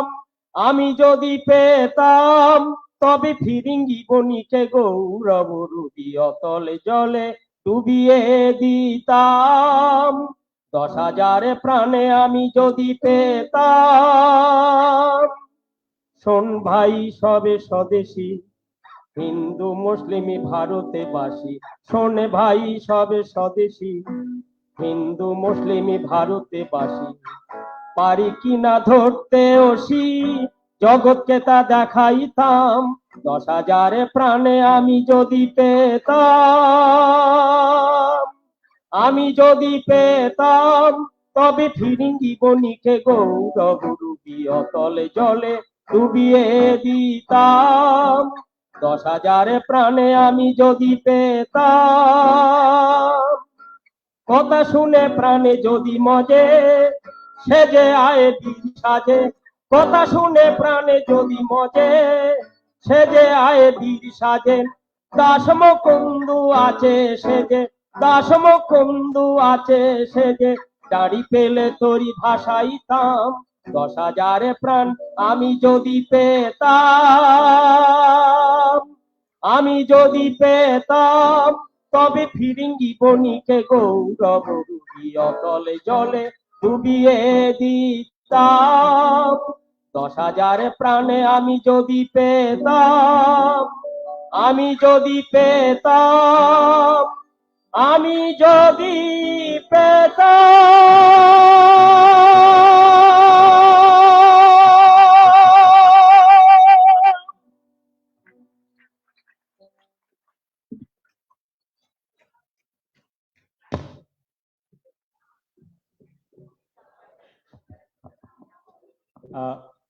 Now I request Professor Dhrupajyoti Mukhopadhyay.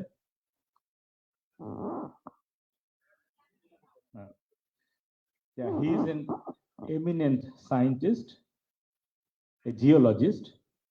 He is former professor of the Department of Geology. He has taught in many places, Presidency College, Dhanma School of Mines, Calcutta University. He is a fellow of the Indian National Science Academy, and he is one of the vice presidents of the All India Celebration Committee. Professor Mukherjee.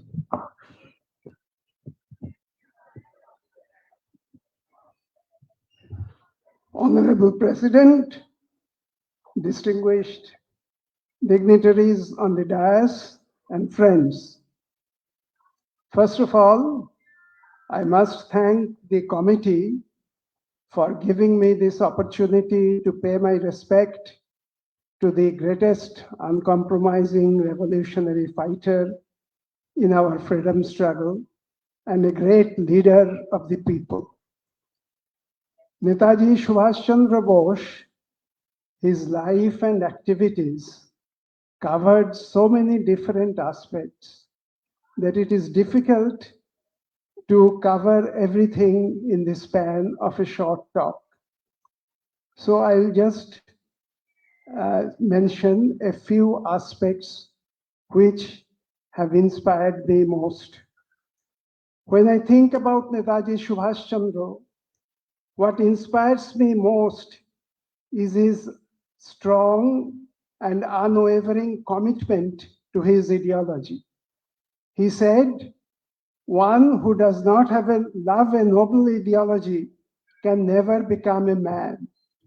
One must have love for that ideology and accept it as the goal of his life. Quite early in his life, he decided to devote himself to struggle to free India from the British rule. As he plunged into the freedom struggle, he became convinced that freedom cannot be obtained through compromises and conciliations. An uncompromising battle must be waged. Unwavering commitment to this ideology gave him strength so that no obstacle could deter him, neither the entreaties of his adoring parents when he declined to accept the coveted post of ICS, nor the lure and comfort of a family life, nor his incarceration in the British prisons, nor his serious illnesses, nor the jeering and taunts from his opponents. Nothing could deter him from the path he wanted to follow. And whenever he met some obstacles, he always found some way to get around the obstacles and move in a different direction. And every stage of his life, you will find that he faced many obstacles, and but he always could go around the obstacles and chart a new path. To the students and youth, he exhorted, a person may be harmed or endangered or insulted or persecuted or imprisoned for his effort to eradicate oppression, but through that sacrifice and shame, he is placed on a glorious pedestal of manliness. Netaji's entire life is a glowing testimony to practice what he preached. That is why the students and youth in thousands answered to his call and plunged into the battle for liberation of the motherland. Netaji taught us to fight fearlessly against injustice and oppression. He said, forget not that the greatest curse for a man is to remain slave. Forget not that the grossest crime is to compromise with injustice and wrong.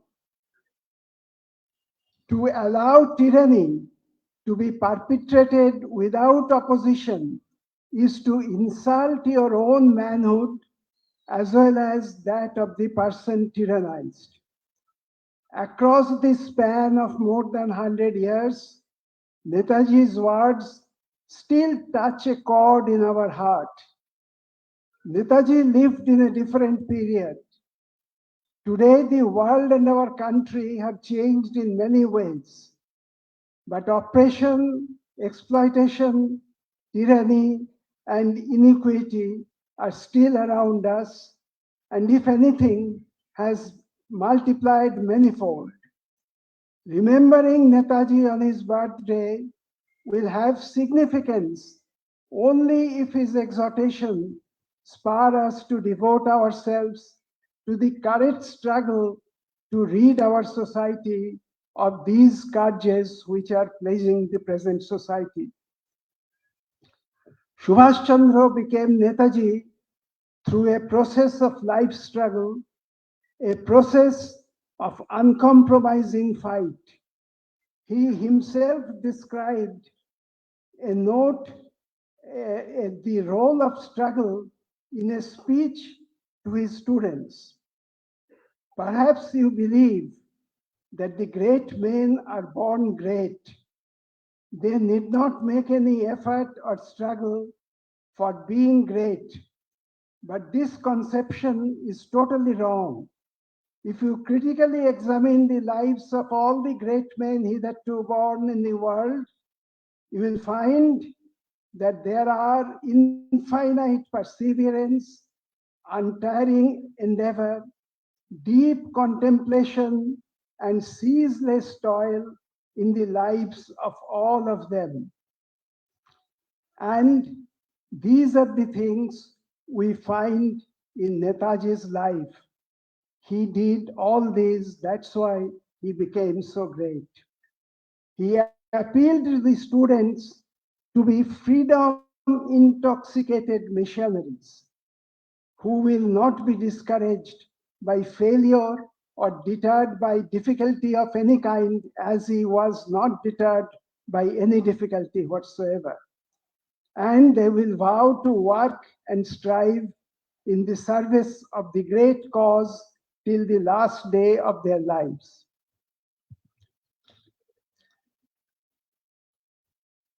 Wherever, he said to this youth, wherever there is prejudice or narrowness, you should strike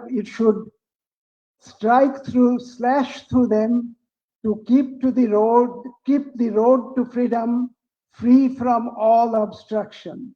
And he urged the youth to unleash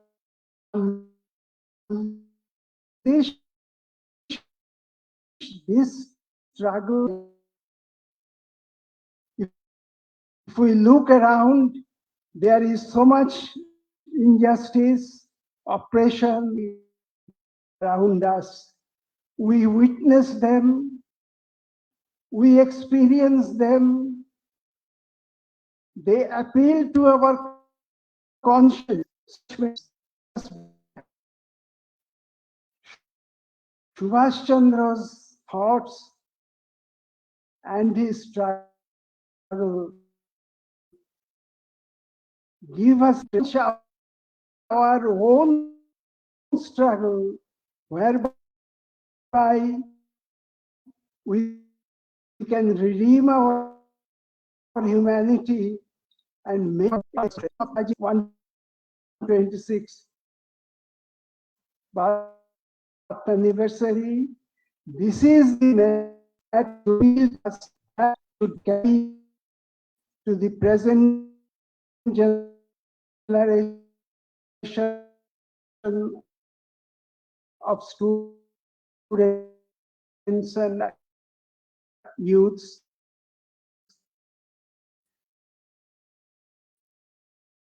Mrs. Anita, the symbol of youth.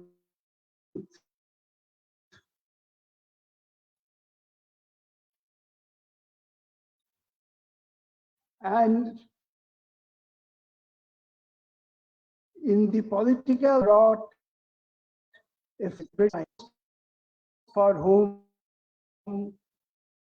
he have deepest respect, to him as their undisputed leader. Subhash Chandra, on his part, appealed the students and youth to come out in large numbers to dedicate themselves, responding to the criticism of the many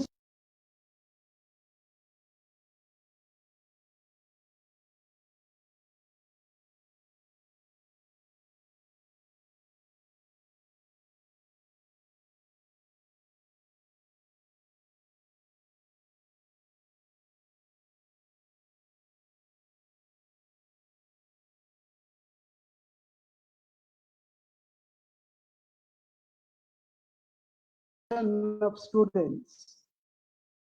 Many put forward this and exclude students from all national programs. But how on earth can mere study of books or passing of examinations accepted as the religious mission of human beings? Look how he argued.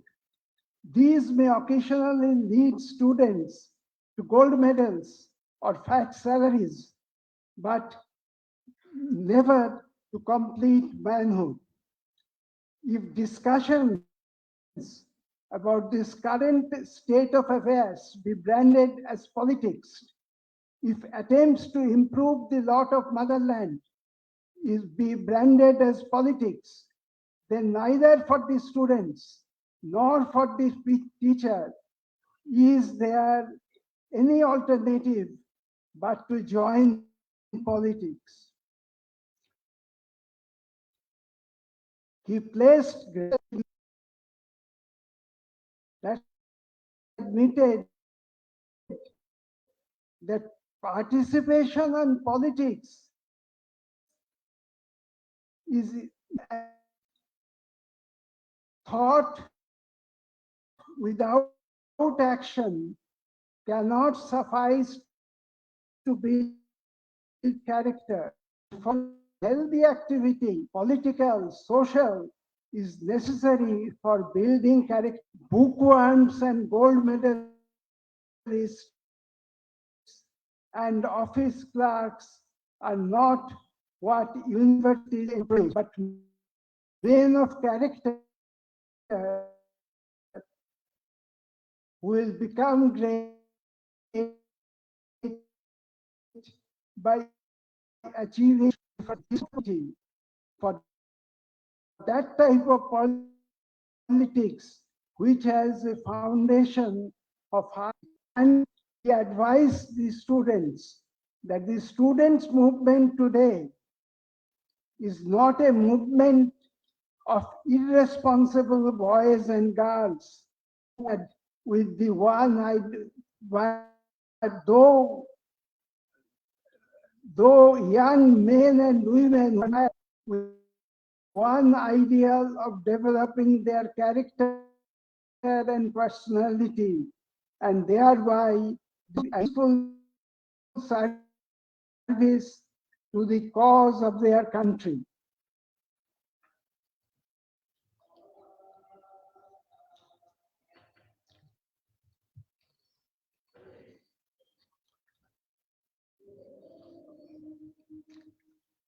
This movement, he advised, should have two lines of activity for the students, he meant.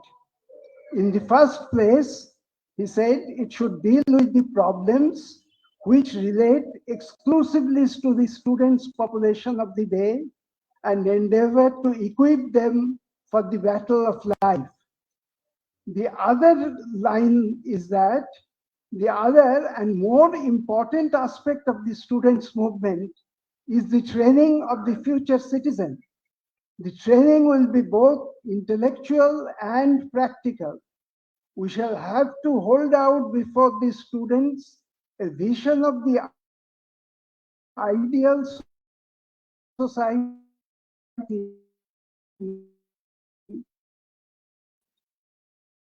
which they should try to follow to the best of their ability, so that while performing their duties as students, they may at the same time prepare themselves for the post-university by the cadres, by the students and youth, but for all the secular, that is a secular outlook. This has been mentioned by speakers before me, that I would not go into the details very much. What Netaji said, politics should be totally, one should have the full freedom to follow the religion of his choice. Politics should not be solely economic and political understanding. This is the correct understanding. Secularism is taken to mean today by our political leaders to mean equal encouragement to all religions. Into both the secularists and the anti-secularists sought a concept to reap benefits in the vote bank politics. Netaji not only preached secularism, he practiced it in the working of the provisional Azad Hind government and the Azad Hind Fauj. The INA, he had soldiers for examples of how he promoted and fostered secularism in the INA and in the government. Say that Netaji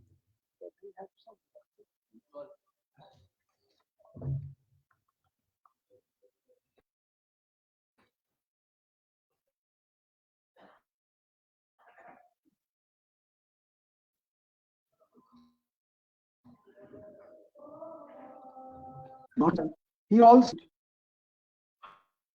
how to eradicate the communal sentiments, acquainted with the traditions of ideals and history of one another because cultural intimacy. In order to facilitate cultural rapprochement, a dose of secular and scientific training is necessary. Fanaticism is the greatest thorn in the path of cultural intimacy, and there is no better remedy for fanaticism than secular and scientific education. Look how he has prescribed to fight communalism in a scientific way instead of Gandhiji's prescription of appealing to the good sentiments of individuals. He firmly believed that it is possible to eradicate communal sentiments, and he spoke, under present conditions, it appears well nigh impossible to destroy the cancer of communalism and foster all our nationalism in our public life. But how easy this task will become once we develop a revolutionary mentality on a nationwide scale. He said, in the freedom struggle, when people become comrades in arms of one another, their life will be kindled with a new inspiration for one common goal. And together with this, they will develop a new approach, a new vista will be opened up, and a new vision will unfold. When this revolution happens, the Indian people will be transformed to a new type of people.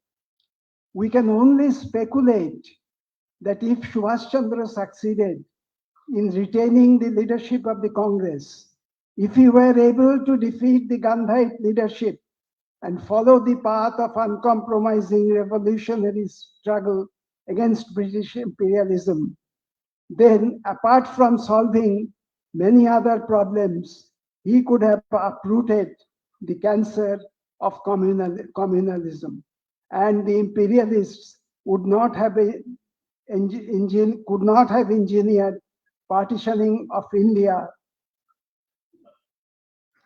If he were alive today, he would certainly take up arms to stop the way communal poison is being spread throughout the country with the connivance of the present rulers. There are so many aspects of Netaji's life and works that it is not, as I mentioned, that it is not possible to cover all these aspects. Netaji was a visionary. He not only firmly believed that India would soon be free, but he also had a vision what he would like that free India to be. Time and again he announced that free India would be a socialist country. Through all these years, by freedom, these are his words, by freedom we meant only political freedom. Now we have to declare that we will free the people not only from political bondage, but from all types of bondage.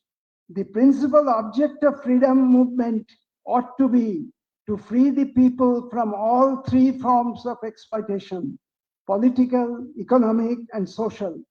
When all the chains are broken, we shall establish a new society built on communism. The main aim of freedom struggle will be to establish a free, classless society. See how far ahead he could think. At numerous other places, he talked about equal distribution of wealth, abolition of caste barriers, so abolition of social inequalities, equal opportunities for education and development for all, irrespective of caste, creed, and religion, freedom of women, etc. And drawing on the inspiration from Soviet Russia's 5-year plan, as mentioned by Mr. Bimal Chatterjee, as Congress President, he set up the National Planning Commission for national reconstruction and industrial development. And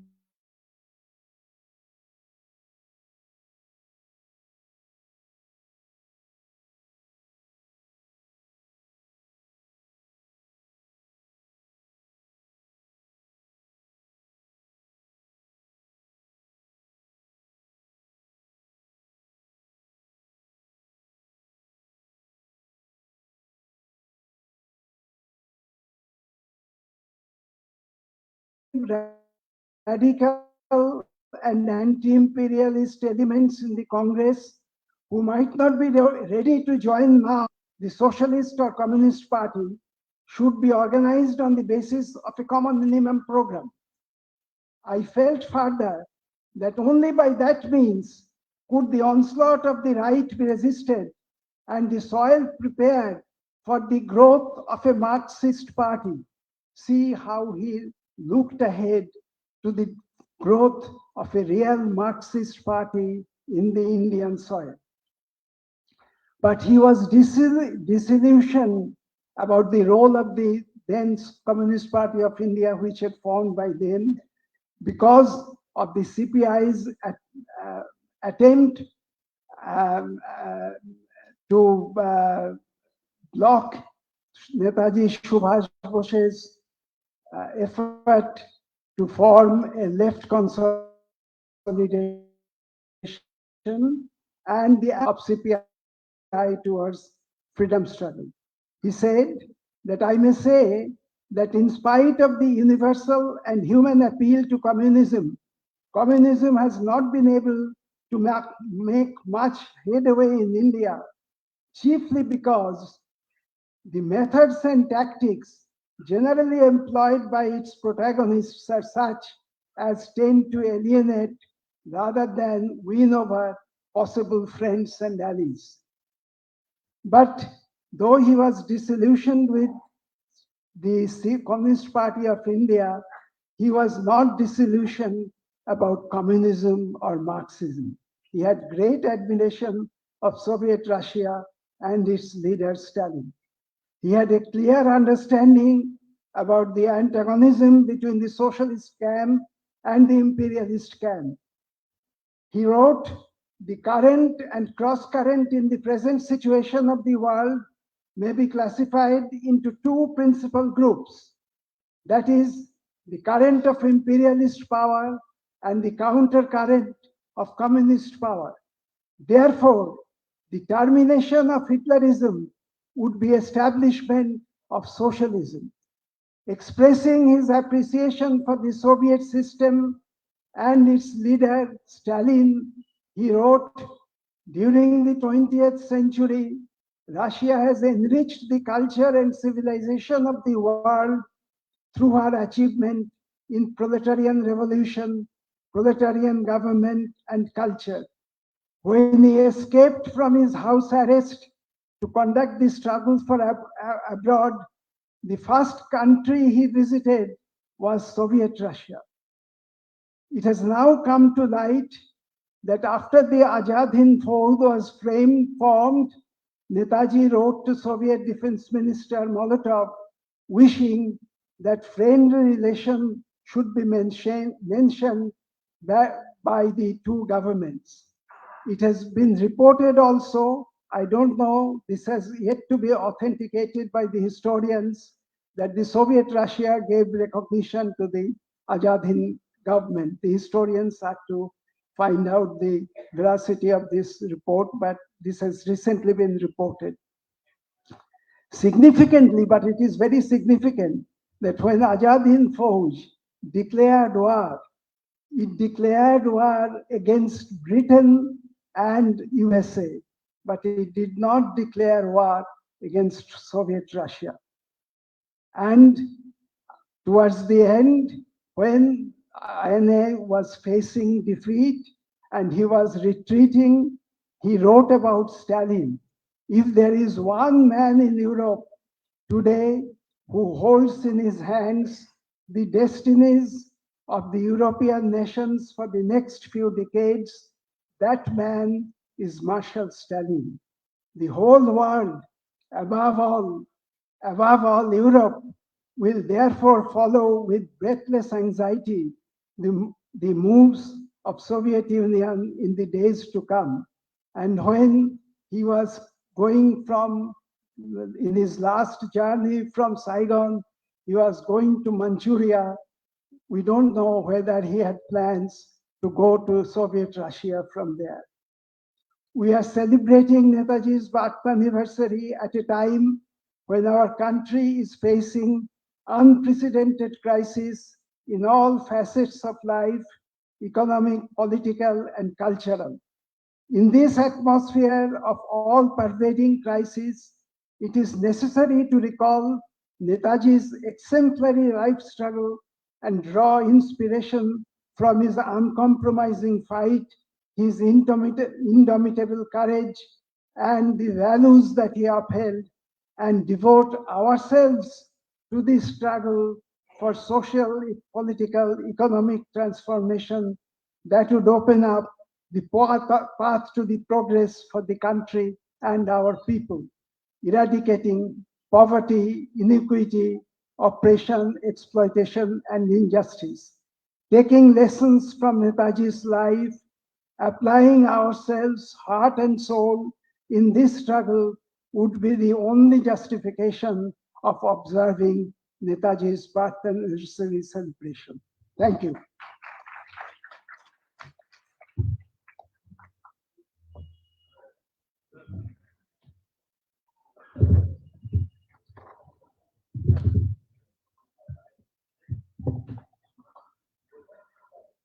Friends, with this, the Netaji 125th birth anniversary celebration is coming to an end with this program today. And what we planned initially as a year-long activity on the occasion of 125th birth anniversary of that great man actually took place over 2 years, because on the first year we could not do it owing to the pandemic situation. This 2-year long celebration will be meaningful only if we go back with this firm resolve to carry on this struggle that Netaji initiated. It is not only taking his name, it is not only paying apparent respect to him, what is happening elsewhere today. The real message that we should carry is to carry the struggle that he started. And as Professor Dhruva Mukherjee has pointed out, if he were successful in remaining in the leadership of the Congress, if he were successful in taking the Congress towards a path of uncompromising militant mass movement, then the history of India would have been different. Today we are lamenting that we have not achieved what the freedom fighters of India stood for, what they dreamed. We have not achieved that in education, we have not achieved that in culture, we have not achieved that in economics, but the history would have been completely different if Netaji were in the leadership. Therefore, we need to identify those who stood in his path, who did not allow him to remain in the leadership of the Indian freedom movement. In 1938, he was the president of Indian National Congress. And he was driven out. By who? By the same people or the same people now who have ruled India after independence for a number of years. When he was lost, he would now represent the Hindutva. They opposed him and he opposed them. They are now in the leadership of India. Even those who call themselves socialists and communists, they did not support him when he needed their support the most. After he was driven out of the Congress, he was running from pillar to post, trying to force together a left unity so that an alternative leadership can be built. He failed because they did not support him. Can we carry forward his legacy without identifying them who did not stand by him? We cannot. And therefore, my appeal today at the end of the year-long celebration is that we have to carry forward his legacy, his thoughts, take it to the people, but not in a hollow form. Not just him as an idol, but carry forward his ideals.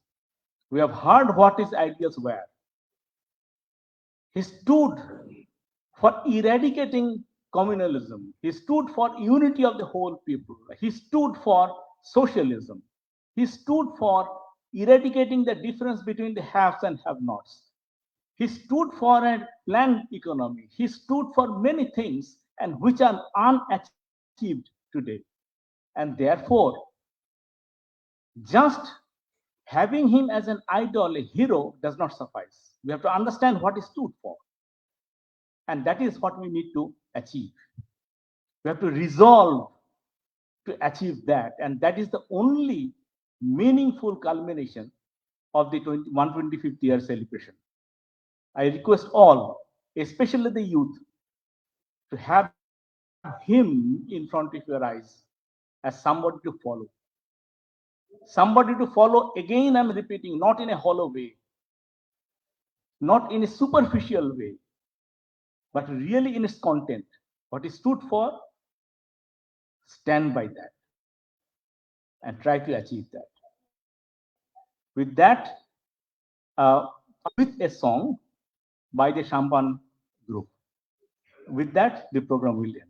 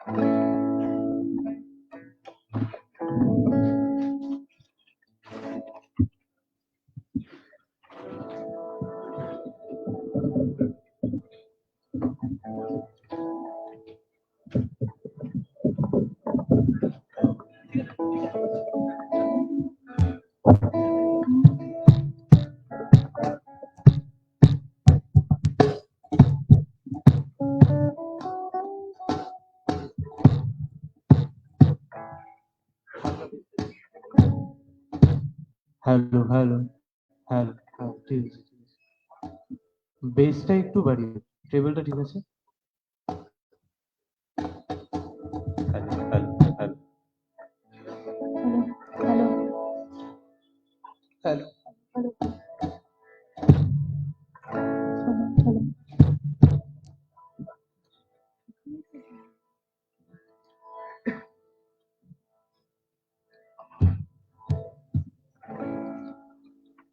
ঠিক আছে।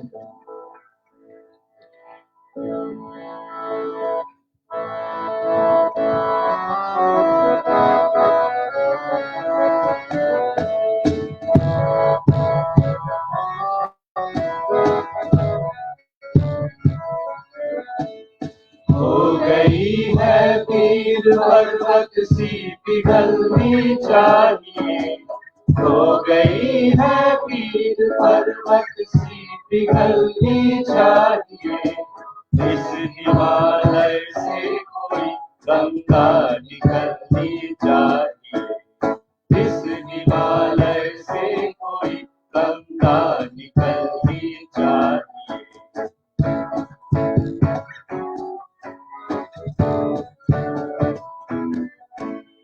आज ये दीवार पर्दों की तरह हिलने लगी, आज ये दीवार पर्दों की तरह हिलने लगी, सड़क लेकिन थी के बुनियाद हिलनी चाहिए, शर्त लेकिन थी कि ये बुनियाद हिलनी चाहिए।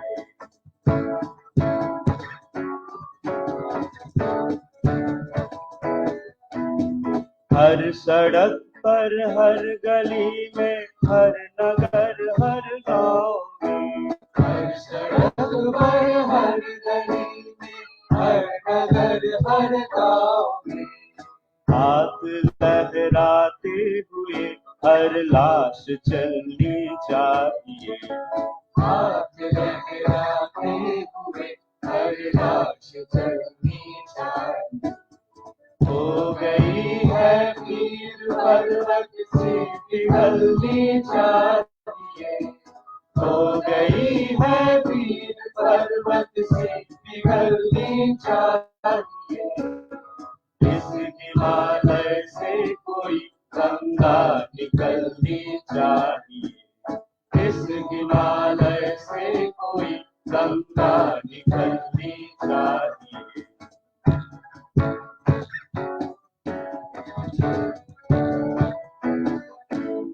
सिर्फ हंगामा खड़ा करना मेरा मकसद नहीं। सिर्फ हंगामा खड़ा करना मेरा मकसद नहीं। सारी कोशिश है कि सूरत बदलनी चाहिए। सारी कोशिश है कि ये सूरत बदलनी चाहिए।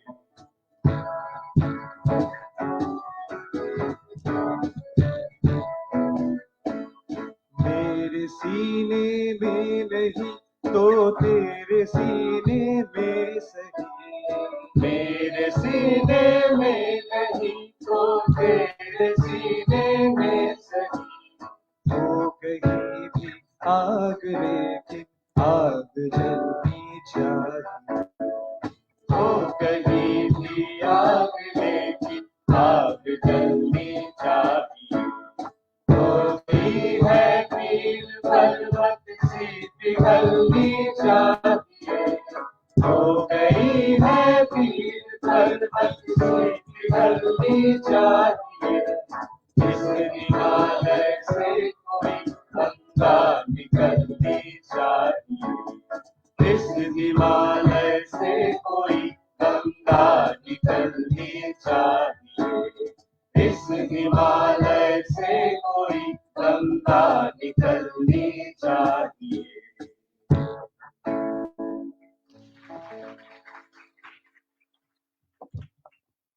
With that, today's program is coming to an end. Thank you.